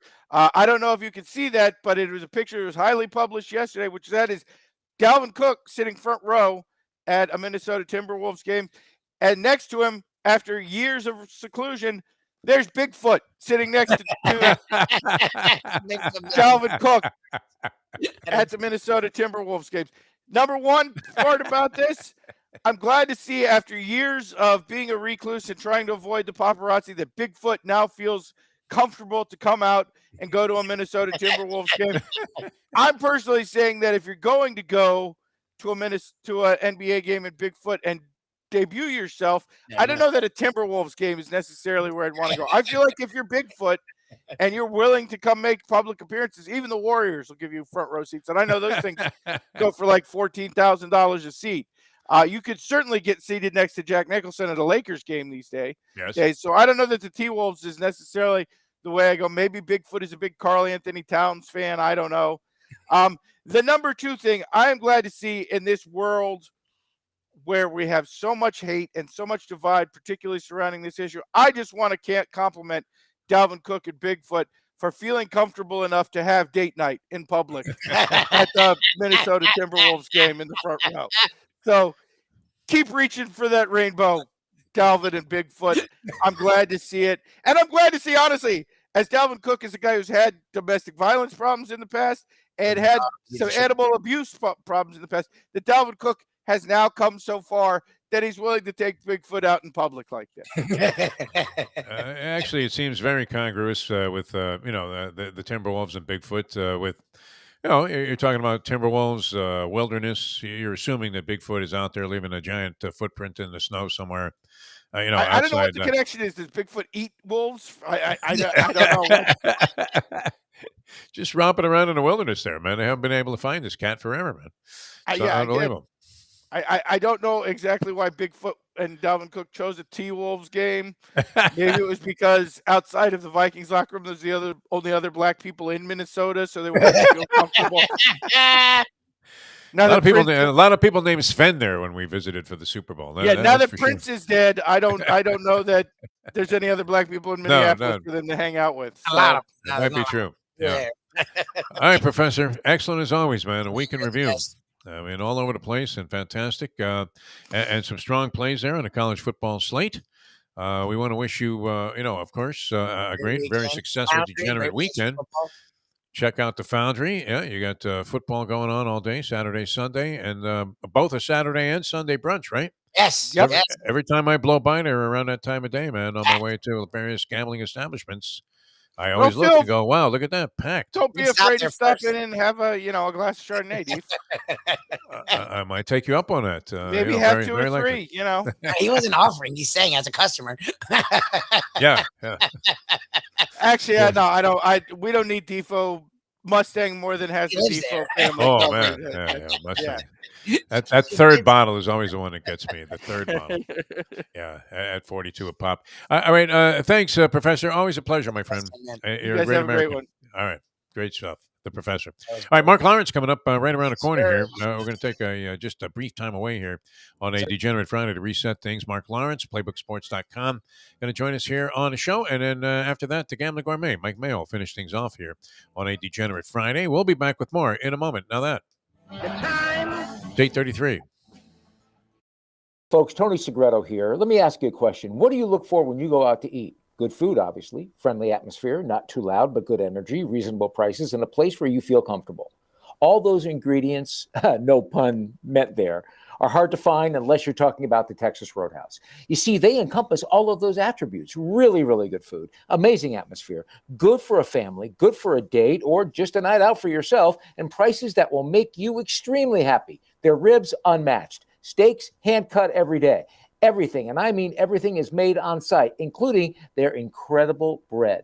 It's the one day, folks, that you can forget about low-carb diets. Trust me when I tell you, Texas Roadhouse, your restaurant, your destination when you say, where should we go and eat tonight? From the newly renovated sports bar to the beautiful bayside views captured at the Tiki Bar, Jimmy Johnson's Big Chill has it all. Located at mile marker 104, the Big Chill also offers waterfront dining while experiencing breathtaking sunset views of the Florida Keys. It's simply the hottest spot in the Keys to cool off. That's Jimmy Johnson's Big Chill at mile marker 104 in Key Largo. For more information, call today at 305-453-9066. To be or not to be? Jimmy Johnson. Jimmy Johnson.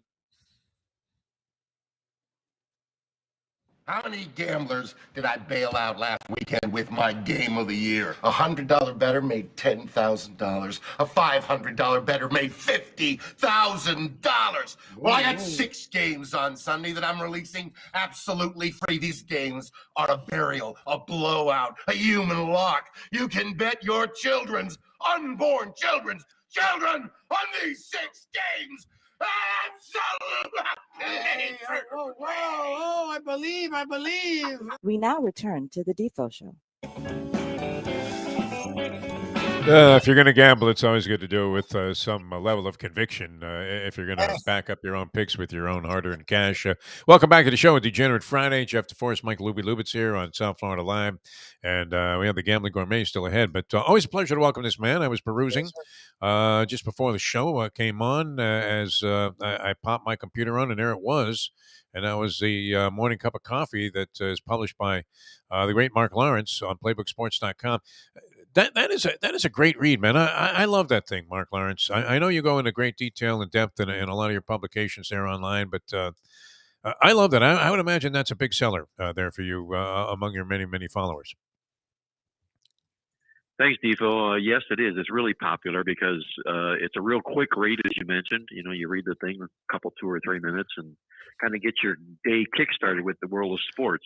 So real popular with our listeners out there, and anybody that uses or subscribe to our publications or our services gets that every day in their email box every morning at 6 a.m. sharp.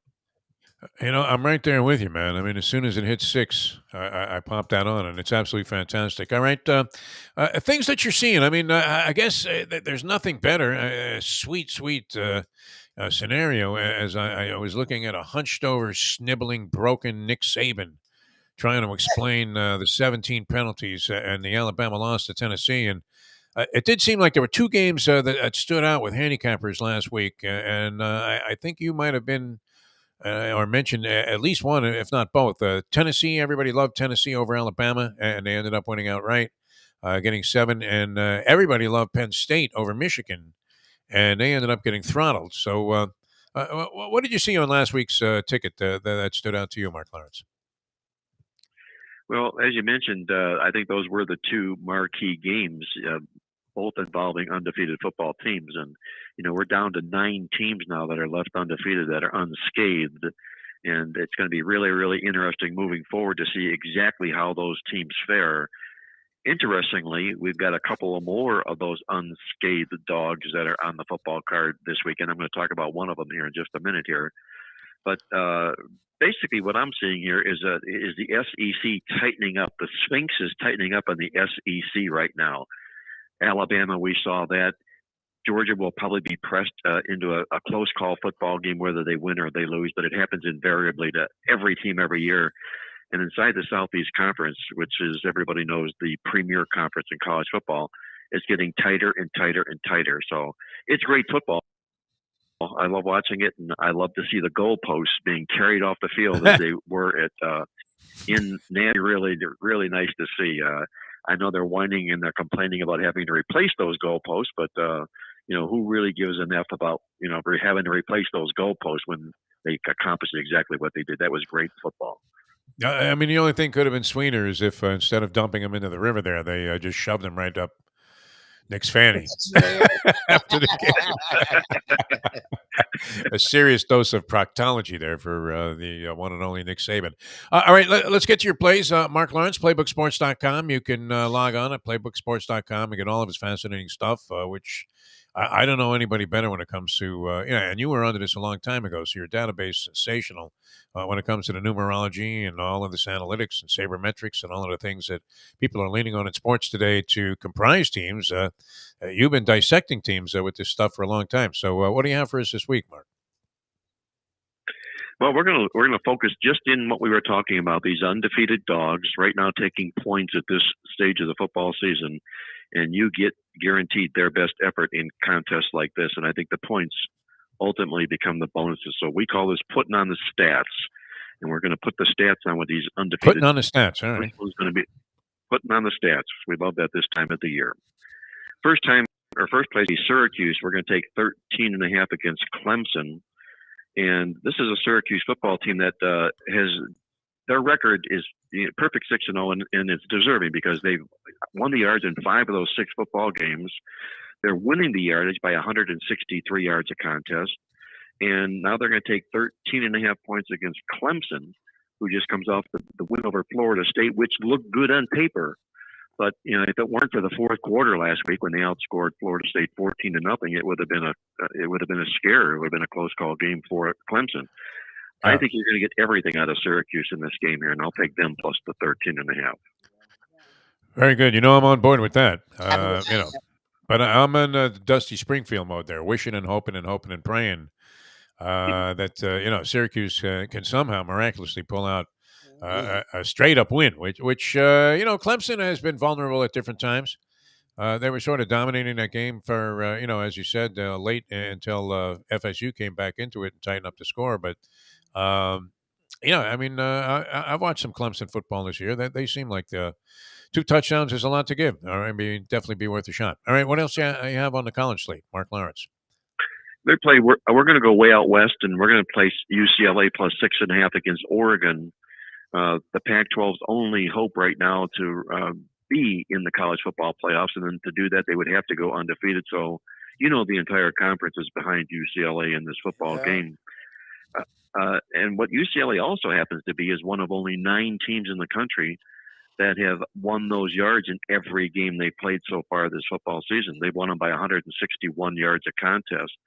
Now you're going to give them 6.5 points into triple revenge. And it's triple revenge not only for UCLA, but for Chip Kelly, who used to be the head coach at Oregon. And since he moved away and came back to over to UCLA, he's played the Ducks 3 times. He's lost 3 times. So this becomes that triple revenge, personal triple revenge, if you will, for Chip Kelly. And there's a great stat here on the UCLA inside the game. If you take a look at UCLA, when they've been an underdog and they're on the road off of a win, they're 20-4 straight up and 18-6 to the spread. Wow. I think they fit the pattern. They check all the boxes here. It does UCLA, and I'm going to look for a big effort from them to win this football game on the scoreboard. A couple of dogs there under the putting on the stats theory, Mark Lawrence. And now we switch over to the National Football League. Yep, we're going to rely on a couple of good old faithfuls in the NFL, our 4x4 division dogs. These are dogs that run the football for 4 yards a carry. The opponent willingly gives up 4 yards a carry. And you got these teams like this when they're playing division opponents. You get really, really good efforts from them. The first is going to be the Cleveland Browns, taking 6.5 from Baltimore, who finds more ways to lose games than win games this football season here. It's unbelievable. But what you also have in Cleveland here, Defo, is the fact that Browns are also a better offense and a better defense within the same football game. So not only do you have the bod, we call it, you also got this 4x4. Cleveland runs the ball for 5.3 yards a carry here. And this is the first of back-to-back division games for Cleveland. And if they win this football game and they win next week against Cincinnati, then all these horror stories that have happened to them so far this football season will be for naught, because they'll be right atop the AFC North with these 2 wins. So I think Cleveland controls their destiny, and it starts here with Baltimore. I'll play the Browns plus the 6.5. Baltimore's second half and late collapses have been colossal so far this year. Just unbelievable. And it seems like every game, where they have the game well in hand or are about to go away with a victory at least, and they find a way to blunder it, as they did against the Dolphins and then against the G-Men as well. All right, so we have the Cleveland Browns. And where else are we going in the National Football League? We're going to go over to the Seattle Seahawks side of things, not a division game, but a West Conference game. We're going to take Seattle plus the 5 against the Chargers in not only a 4x4, but this is a 5x5. Seattle runs the football for 5.3 a carry, and the Chargers allow 5.6 yards a carry. So these are one of these unique 5x5 dogs. And all Seattle has been doing this football season is surprising the odds makers. They're just terrific. When they've been dogs of 6 or more points, which I think they're going to be taking 6 come Sunday. They're a perfect 6-0 to the spread doing that. You've got the Chargers with their bye week up on deck next week, which has never been a good role for that particular football team. And this Charger football team here right now is banged up and bruised. I mean, we're not seeing the Justin Herbert this year that we saw last year, and it's showing. It's showing in the stats is where it's really showing here. So I think Seattle plus the points is a really live dog in this football game, and all I can say is go Geno Smith, comeback player of the year. Craziest thing, yeah. Oh, he's been great. And maybe Pete Carroll should be a candidate for coach of the year because Seattle is expected to do 0.0 this year. And, you're looking at Russell Wilson, superstar, worth like 100 first-round picks and all this money. And you're going to replace him with Geno Smith, who is Jets cast-off, for God's sake. It's worked out, fairly well. They're competitive in every game, and they won a few that people would have thought that they had no chance in. So good pick there. All right, Mark Lawrence, PlaybookSports.com. Yes. Can I jump in real quick 1 second? You mentioned Russell Wilson, and the reason I'm mentioning this is that we called this out in our newsletter this week, and it was really, really a great line in the Denver at football game Monday night when it was horrible, just boring to watch. It went into overtime, and they lost again. And there was a news channel, a sports channel in Denver that after the game put up a graph on the screen, and it said that people in Denver have a better chance of passing a kidney stone than they do watching the Denver Broncos pass the football. Oh, no.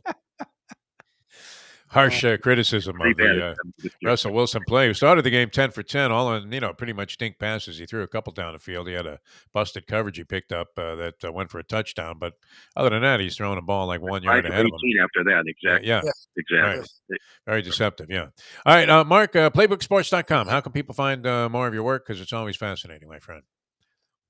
It's available all online at playbooksports.com. Get our weekly newsletters. The football newsletter is doing really well once again this year. Any one of 3 newsletters, totals, stats, the midweek alert, or our newsletter. And if you do subscribe to any of those, you'll also get that coffee club, which we talked about earlier on in the week. So check it out online, playbooksports.com. Way ahead of your time in all respects there, Mark Lawrence, including the conversion to publishing this stuff online. PlaybookSports.com, outstanding. Mark Lawrence, always brilliant. Thanks so much for being with us.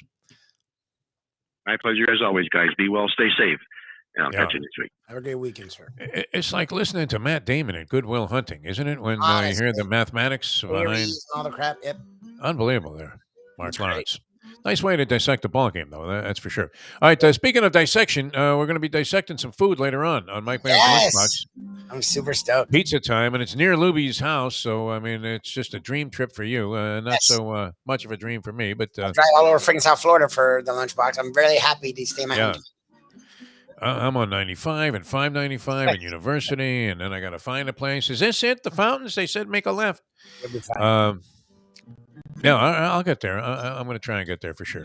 Because I'm thinking the Mayo Man orders the white clam pizza, which he's been talking about forever. Sort of has to. And I believe it's featured at this place. I'm not sure, I wouldn't go necessarily out of my way, to try one. But if it's going to be put in front of me, why not, right? Mostly the specialty, and he gives our friends at the pizza spot a tough time because pizza places, pizza are supposed to, that's like one of their staples, and they don't have it. Yeah.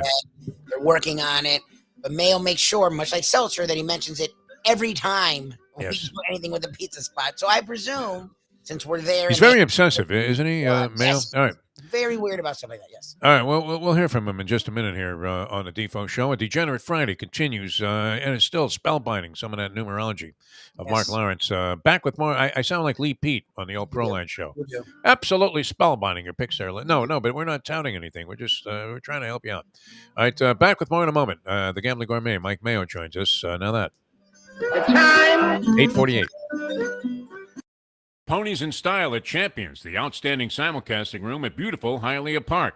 Yes, the grand old lady of thoroughbred racing has never been more vibrant, and you can wager on the races from the top tracks around the country while enjoying a cocktail at the Brass Rail Bar or any of the fine food served throughout the facility.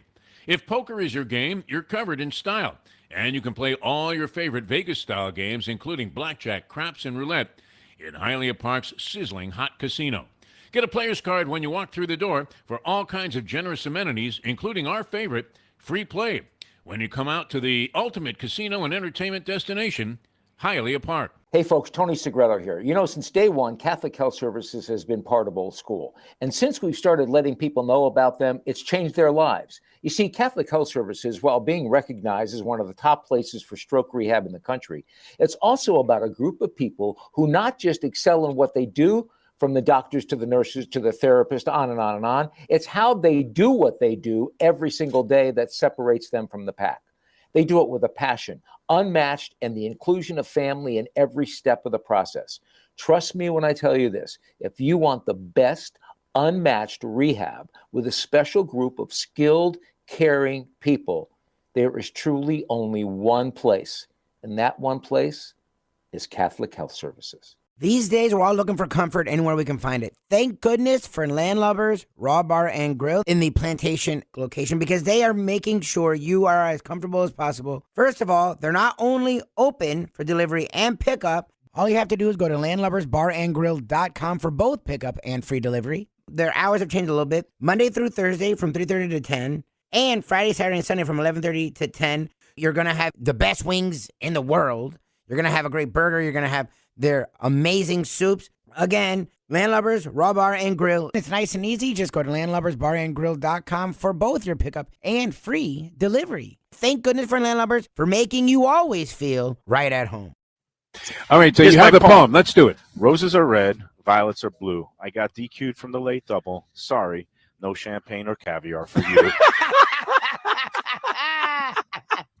Mike Mayo, the Gambling Gourmet, ladies and gentlemen. The only way to get your morning started is with Defo, joined by Lubie, right here on the Defo Show.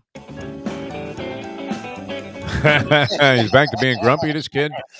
Unbelievable. Mike Mayo, the Gambling Gourmet, joins us here on a Degenerate Friday. That's a finger. What kind of greeting is that, man? I mean, I'm in we're a having such very, good time very here today. foul mood today. What happened? You Everything lost was a looking so great. poker tournament? yesterday. What happened? Well, it started with a poker tournament where I get a flush and the guy fucking rivers a full house, but that nobody wants to hear that sob story. It Yeah, happens all the another time. losing ticket. I left out the two. Oh, and that's the other thing. I played. Yeah. I just for shits and giggles, I played a pick 5 at Keeneland yesterday. 4 out of Just 5. Just threw $12 into it. No, Yeah. I only got 1 out of 5, and the Nice. one was a $110 horse. Oh, that 54 to 1 shot. Yeah. The How'd you come up champagne. with that one? Because one of my things is I always bet horses that food have horses. wine or champagne in the name. Yeah. Okay. And Joey, I talked to Joey after doing that stupendous stupidity of not having $1 on it, Right. you know, just for a She had win it? bet. Joey loved the horse that won the feature, the 13 horse. He ends up Yes. hitting the late double with both horses because it was a Oh, dead that heat in the paid last race. thousands. He cashed for a dime. He put like $20 Yeah. in and he gets back $1,000 because he loved the 13. If me and him got together and talked yesterday before the races, Well, we would have that's had the always the way. $100 horse, the $46 horse, and we would be probably taking home $123,000 pick 5, which is what it paid for 50 cents. Oh, which is man. I fucking- mean, that was a So- very generous payout. So I was in a great place yesterday. Yeah. That sets me off. And then this You morning, were it's like- having brushes, though, with greatness when it comes to your degeneracy. All of your friends are winning. Yes, that makes it And even this worse. has to make it especially frustrating. Like a Yeah, that fucking you're chump. knocking on the door, but you're still walking away, maybe even a loser. And Even if it every was only time- $12. Yeah. And then this morning, like technology is just haunting me. I know yesterday it was Lubie's That's turn, how but it like is. Yep. I keep Luby's trying, holding up like, well today. I'm trying to do things. My daughter's school, they changed all their systems, like to make payments for the lunchroom and to report an absence, and like everything changed, and it doesn't recognize me. Like I try to log into the new system, it says your email not recognized. I only pay them fucking 5 figures a year, and they can't even recognize. They don't even want your money. Like, screw you. Yeah, you sure you have a daughter here in the school, Mr. What'd you say your name was? Yeah. Yeah, it's probably because Michelle probably enrolled, and they only give one per family. Or I got to explain to them that, hey, you know, we have 2 households. You're and this stuff, blah, blah, iconic blah. ex-husband. Yeah, of course. Yeah, the one who pays for everything. So Well, I mean, I that's am often the very, case. very grumpy today. Wow, and, miserable. and all my picks are going up in flames. Last night's game was such a dog game. We have like this family weekly pool that my mom is in, and I my thought the mom's football actually game winning. was a gimme. My I thought the mom is Saints winning the pool this in year. tough. She's ahead. Oh yeah, nice. That's B. how Mayo. upside down the season is, Yeah. and we just do straight up picking winners, not even trying to go against the spread. Okay. And she's way ahead of the pack. And my sister-in-law only got 3 right heads up last week. That just tells you what. Heads up, 3 Like right. Francesco. No, I like just going. Francesco's without getting hot. He's coming back. without the point spread. She Yeah. went 3 and whatever it was for 11 last week. Out That's the point pretty- spread? Yeah, that's rough. Yeah, that's hard. That's bad. That's tough. So, but meanwhile, I'm sitting in second place. My mom is winning. But last night it was such a dog game. I just told my brother flip a coin, and of course it came up New Orleans. So me and Joe Cassell are going to be whining together. Wow, Send me Joe. a little bit of that Sutter Home White Zinfandel. White Zin. I love the appalling reaction you had to White Zinfandel, and then you went into a whole thing explaining like that guy that has Dr. Savant that has the cantaloupe that he puts on Cindy well, Crawford's face. And Regular you were analyzing Zinfandel the is a grapes. beautiful Yeah. grape. Regular Zin is great, That's a really nice and one. White Zinfandel is the rat piss of the wine world. You ever drink Gewürztraminer? Gewürztraminer. It's a German I love wine. being it's on awful. this show because I Yeah. love working blue, and I got to clean it up for the lunchbox because we're streaming on the Let's Well, Eat yeah, South Sun Florida Sentinel, yeah. group. And one of our rules, which I think is good, especially on a Facebook group where people are going at it, is no cursing, no profanities. You don't So want to insult people. we abide by that. And boy, I wish I could really say some of the things I want to say. Because some of Did those you catch people are my text this fucking morning? whiners. What do you think about that? Dinner for four dimes at Maestro. Yeah, what? Is it Okay, Maestro's? how does that Maestros. explain? Like what? Like, They first of were all, ordering. I will qualify this by saying that my Bottles? son said they were ordering $1,000 bottles of wine. wine. That'll jack up And the That's price. how you do it. and okay, so even if you had 3 of them, that's 3 dimes. It still leaves a dime for 4 people probably isn't that outrageous 1,000 I in could see a high end doing place. that. Yeah, All right, so I reviewed Mastro's when it first opened. I fucking hate that place. I know you panned it. I was telling Jesse. Because of all the high-end steakhouses, there's some high-end steakhouses that really do a nice job, and they butcher their own meat. And like Council Oak at the Hard Rock, I love them. They do a really nice job. Sometimes their steaks come out overcooked. Also, high-end bourbon steak down in Aventura, tremendous job. This Mastro's is part of a chain that was had Landry's, and they also had Chart House, and it used to be a Right. Chart House, and they've turned it into this glitzy place where you see all the people that have not an ounce of natural fiber or skin in any of these people. Fucking breast jobs and Botox Central and Bentleys and Rolls Royces. Everything I hate about South Florida is in Right. that restaurant. The decadence.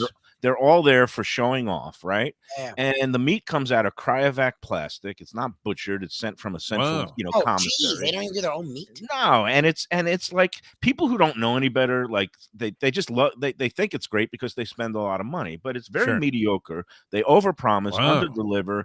And You said all this in the Sun Sentinel? Well, next Yeah. week, by the way, the lunchbox live from Mastro's. but if they want to be a sponsor, Talk about a makeup call. Yeah, you might. No, I I know don't- you I wouldn't wouldn't- change your tune. I Yeah. would. I wouldn't have them as a sponsor. Yeah. I have and that's the beauty of You I have don't standards. Sing my own Unbelievable. horn, Yeah. but I do have to approve anybody that wants to come on board as a sponsor. But because I have my standards and I don't want to compromise my integrity. I'm an anomaly in the whole broadcast racket. No, we have some good people on that show. It's fantastic. I And, want nothing but the best, and I'm excited about going over. we're to venturing out Pepe's today. Pizzeria. Where are we going, Mike Mayo? Yeah, we're going to that new. It's going to be opening to the general public on Monday, but it's in soft opening mode today. But we're going to be broadcasting this new Frank Pepe Pizzeria from New Haven. It's like an iconic place in New Haven, the progenitor of the New Haven a pizza pie, very thin and crispy, and it's not burnt, it's charred. They have a coal-fired ovens over there, and we're going to be talking to the granddaughter of the founder, Oh, wow. Jennifer.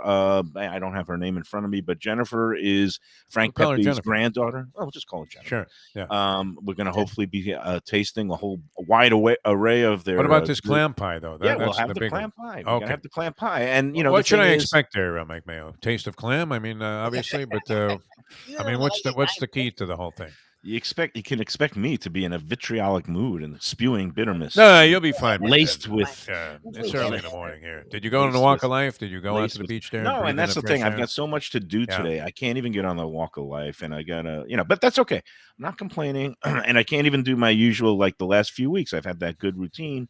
Go to Dania and play some poker in the afternoon. Today I've got another business. I think I'll be meeting punching. Yes. I can't do it today. So my whole routine, all my good juju is gone, and but that's okay because I suck when it comes to gambling. You got any picks for us? I mean everything I'm doing is wrong, so I'm going against myself now. So for the rest of the year, just pick the Jets, pick the Giants, pick Notre Dame, and that's it. Notre Dame, man, wow, that was something. I mean, I root against Notre Dame with every that one fiber of my emotional being, but. I'm still right about that. I said I hated Notre Dame. They're always overrated. Just bet against watching them. them lose to Stanford straight up. That was great. Yeah, so that's the only thing that's been holding up for me. But the Jets and the Giants are good. The Dolphins are going down the drain. Do you think they might bounce back now? Maybe they do. Hopefully this week. We could pray, but let's face it. Now he's rusty, and now he's especially fragile. And anytime he takes one hit, somebody from New York or somewhere is going to pull him out of the game. He doesn't remember so the how last can you 3 bet weeks. on that? Yeah. How can you depend on that? It's done. It's over. My win season total bet is over. Oh wow, you're throwing in the talent. I was halfway through, and they're 500. Maybe this clam pie will have you clam up on some of this bitterness. Food is the only saving grace in my existence right now. And I just got good word that we're going to be able to do a little segment with Louis Bossi at the Boca location Tuesday, November 1st. So that's in a couple of weeks. We're going to head up there. I know Lubie's excited. Defo, I got to give you a reminder. This I'm place a Louis is not Bossi fan. I do know Louis Bossi a little bit. I actually know the guy. I had him on a couple of shows because he happens to be a huge trivia fan. Oh, and he's a big hockey fan too. So he came on our trivia show and guest hosted one morning when we were at JM Lexus. Yeah, nice. And of course he treated us many times to some great food there. It happens to be a personal favorite of my grandchildren. My wife, they approve of Louis Bossi greatly. So it's one of those places where the whole family can go for, and we've been to that Boca location a couple of times for birthdays and stuff like that. And always good, very reasonable too. I mean, reasonably priced, good food. I don't know if you know his backstory, but the whole reason he came from a tough background for sure. Well, and he was a hardcore heroin junkie. Yes. He almost died of overdoses a couple of times, and he pulled himself together and he's rallied, and he's had his share of ups and downs, as people in recovery sometimes do. But he just keeps on going and plugging away, and he's a huge success. And he's gotten now promoted. I hear he's doing kind of more of a regional oversight of the Big Time Restaurant Group, is the group that owns all these restaurants, including Louis Bossi. But anyway, looking forward to YOLO that. too down there. No, that's the other one. That's the restaurant people. That's in the separate group. Right. But this is anyway. Pepe Pizza. It's not in the Fountains, Defo. I don't want you getting lost and then saying, So where am I going? I mean, I'm blowing past. I sent you the GPS. Do I have to make any other turns besides being on University? No, Louis made it sound like it was west of University somewhere, but it's just you make a right turn off of University and you'll go right into the complex. If you know where the old Plantation Fashion Mall and that Sheridan Hotel is, it's along I'm going to be there. coming on 595, so I'm going north on University after that. All right, north on University. You're going to be making a left just when you get past north of Broward Boulevard. Just north of Broward Boulevard. Okay, I'll find north of Broward Boulevard. Follow this. They have this amazing technology. It's called GPS. I have it, but I don't like to turn it on. And I know we're running a little late today, but I just wanted to remark that Sarni did. I don't know if you talked about it yesterday, but the sports equinox where we have said only the 27th time in history that MLB, NFL, NBA, NHL games were all in action on the same day, and he also threw in the MLS playoffs and blah blah blah. We discount some of that. But they threw in cool. Junior varsity high school volleyball also. I mean, the guy follows everything. It's great. I admire it, but he didn't mention Keeneland, motherfucker. Come on, well, Sarni. I mean, come on. He's missing. He didn't know there was a great boxing match on last Saturday night. And Sarni, he's losing his Svengali like influence on me because he's no longer an influence. He's been sending me some ridiculous suggestions. Well, not ridiculous. I mean, he said when when Swagger comes out that I should go to a Barnes and Noble with Dave Hyde to sign books. And I was like, Sarni, I don't think anybody wants to get a book signed by Dave Hyde. I think they want Jimmy signed books. Yeah. And imagine you have the last copy of this book like 50 years from now, and it's become like a classic up there with any sports book ever, and you got your signature and Dave Hyde in there instead of Jimmer. And the auctioneer looks at it and goes, "Who the fuck are these guys?" And then Sarni wanted us to do a segment on bookstore food and drink, and it's like, there's nothing in a bookstore. Barnes and Noble. I mean, who's going to a bookstore anymore? They're out of business. Starbucks is like the only one. Although I Yeah. got to admit that Books and Books down in Coral Gables and at the Arch Center, they sometimes did these dinners with Alan Susser, who used to have Chef Alan's, and that was good. Okay, Yeah. but that's a 2-second discussion, not a full. If it was the name of a restaurant, the bookstore, I could see going there for food, but bookstore, forget about it. Who's going to a bookstore unless, I mean, if they had the racing form, maybe. That's why I used to stop in there at Barnes and Noble. Although now I have an idea. Maybe I should put together. It was like going in and asking for, like in the Woody Allen movie, where he asked for a copy of Orgasm magazine. Like you're in there, and people are buying like this man wants to buy a copy. They're That was buying great. like the Da Vinci Bananas. Code was popular at the time with the hot women, and you're in there getting a racing form with a cap on backwards. It says Saratoga, but you can't really make out that it's a track. Meanwhile, I appreciate that you always play that clip from Bananas about the dictator losing his Oh, mind. 'Cause yeah, I've always it's right there. loved that movie. I Yeah. love that clip and the fact Classic. that like you're the only one who like dug it out and Well, it holds up. I think Well, it was so appropriate for the campaign in 2016. Yeah, we had to do it. And unfortunately, it becomes more, Every as day. you like to say now, laced with truth every day. With each passing day, I was watching a couple of senators duking it out there in New Hampshire, and the two candidates for the Senate seat there, and the guy, the Republican candidate. I mean, literally, I mean, is as far like this guy couldn't have dropped in from anywhere other than Mars. and be No, running. it's unbelievable what's going on. It's one more reason why I'm getting grumpier because I know the midterms are approaching, and it's not going to be pretty. I mean, No, truth, it's an justice, ugly. and the I mean, American way. we're in for a Truth, bloodbath. Justice and the American way are falling by the wayside. And Trump's will be there's nothing selling we can Goya do about it. beans, and Memenaz will be selling some supplement that helps you take a shit. I mean, it's going to be great. Oh man! All right, we'll see you We're- later for lunchtime. we're There with the doomed. lunchbox. Mike right, Mayo. I'll find have a my place. So happy face. as soon as I pass Broward Boulevard going north, I make a left into the next complex. That's what you're saying. Yeah. Have you ever been to that Sheridan hotel? Oh, the Sheridan Hotel is there too. Yeah. Yeah. Have you been in there for an afternoon trip? I'm You've sure never in had my any kind of travails affairs? here, I've been all over that territory. I've done stuff over that direction for sure. I've been in But there. but it's been a while. I mean, and I don't like to travel anymore on 95 or any highways. I'm at that point where I want to take side roads Yes, everywhere because I you're go. a septuagenarian, and there are more direct. No, it's because ways people than are going- crazy, man. They're nuts. You We know, used if to you drive plug- all the time, man. But wow, it's prohibitive now. No, You're exasperating me. If you plug it into your GPS, it will give you a route that doesn't even put you on 95 if you want. You should just go no, out I'm University going. and go I'm going the down. fastest way. No question. Is it the fastest way? Yeah. I mean, the people on 95, though, I mean, they don't really have your best interest in mind when they're driving. Cer- That's I believe that. It's certainly the most dangerous way. And I Oh think my at God! I your mean, age, you anything gotta could happen, man. Yeah. Factor the risk-reward equation into. I'm a decent driver, though. I still have reflexes, so it's good. And That's I what was always, I mean, growing up in New York, and then I drove in L.A., so I had excellent. And I'm confused by feeling for Lubie this, because an he says excellent it's feeling. around the corner. I thought you lived in Coral Springs. This is not. I'm close at my to Coral Springs. parents. I don't have a dorm Oh. room in my goddamn house. I'm at Okay, my okay. parents where I do the show, and they live in Sunrise, literally minutes from this location. And his parents are coming to schnorr some of the freebie pizza. My Schnorr Mayo was incessant that we tell people. I Yeah. did. Right. No, this is going to be great. It's going to be a good time because they're in soft opening mode, and they had slots available for people, just general public, to come in and try their. Will people wares still and- complain on Let's Eat Of South Florida course. about Yeah, a freebie? and the thing is, it's a freebie, so they're not going to get the check. But as soon as the checks start getting printed out, this is in a new location that also has a new taco craft, and the developer has the right to impose this fee that restaurants have to put on. They called it an entertainment surcharge, Oh, and even though Jesus. there's no entertainment or bands Yeah. or anything like that, Yeah. I don't know. It's like a 1% thing that gets added to every bill. And when Taco Craft opened there in that new Plantation Walk, people Paul were going Castronova wild. has a piece of that. Yeah.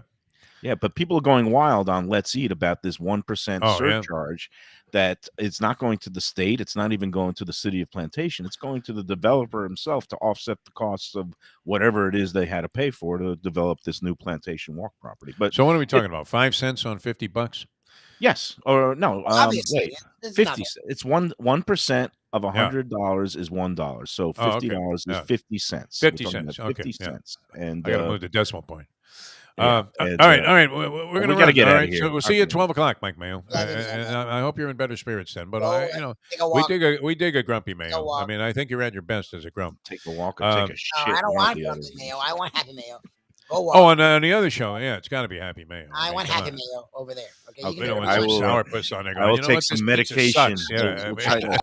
Like what the hell? No, that's We don't not want you taking a bite of the clam pie and going, oh my god, I need this 8 things and these 9, and Yeah. then No, that's I'm gonna take some Go walk. medication. I'll take some pills or something that Yeah. that will get me swallow a better. lot of drugs. Yeah, that'll be good. Maybe you can outpick your mom in this week's And I think NFL so. poll. Nikki Mohan, I think, is going to be Oh, there. I yeah? think we Beautiful, visit man. Laura. I don't know what the hell's going on She'll be anymore. involved. I'm speaking with her now. Don't worry She'll be about it, man. involved with the show. Okay. All right, we'll see you later. But Mike Mayo. I want to see you there, Defo, because you I'm gotta coming. try the Yeah, pizza. I'm Okay. coming. And we'll If kick I'm Lubie not there, off it's the because I'm set. lost. Okay. All right. We got 4 headsets, one for, or I don't know. We'll Doesn't figure it matter. We'll work it out, man. I don't mind getting bumped from the show. It's okay. I could eat more. out. No, you can't. I'll get bumped today. You know, I'm in Yeah. one of those. No, you're in rare form. We'll see you soon. All right, so see you later. Mike Mayo, ladies and Enjoy gentlemen, the your Gambling morning. Gourmet. And we'll see you guys later. Thanks for tuning in at Degenerate Friday. A lot of fun today. I thought the professor and Mark Lawrence were outstanding. The Greek early on, maybe the line of the show, and just fantastic. And Mike Mayo, you can see, as a grump, is more entertaining than when he tries to be Mr. Nice Guy. He really is. Yeah. All right, we'll see you guys later on, 12 o'clock with Mike Mayo's Lunchbox. And then and don't forget about our Believe podcast. You want more Yes, selections? right. Brandon Lang, outstanding again, with a wild story that he told as he introduced us to his picks for this week. I would have to say, it's probably one of the most interesting ways to approach the idea of having a handicapper on that I've ever been involved in my life. All right, so we'll see you next time as we leave you know that. Oh, word. The time. Man, he was out of his mind this time. Unbelievable. It's 9/11. Let's go to eat a damn Put snack. the band to my soul.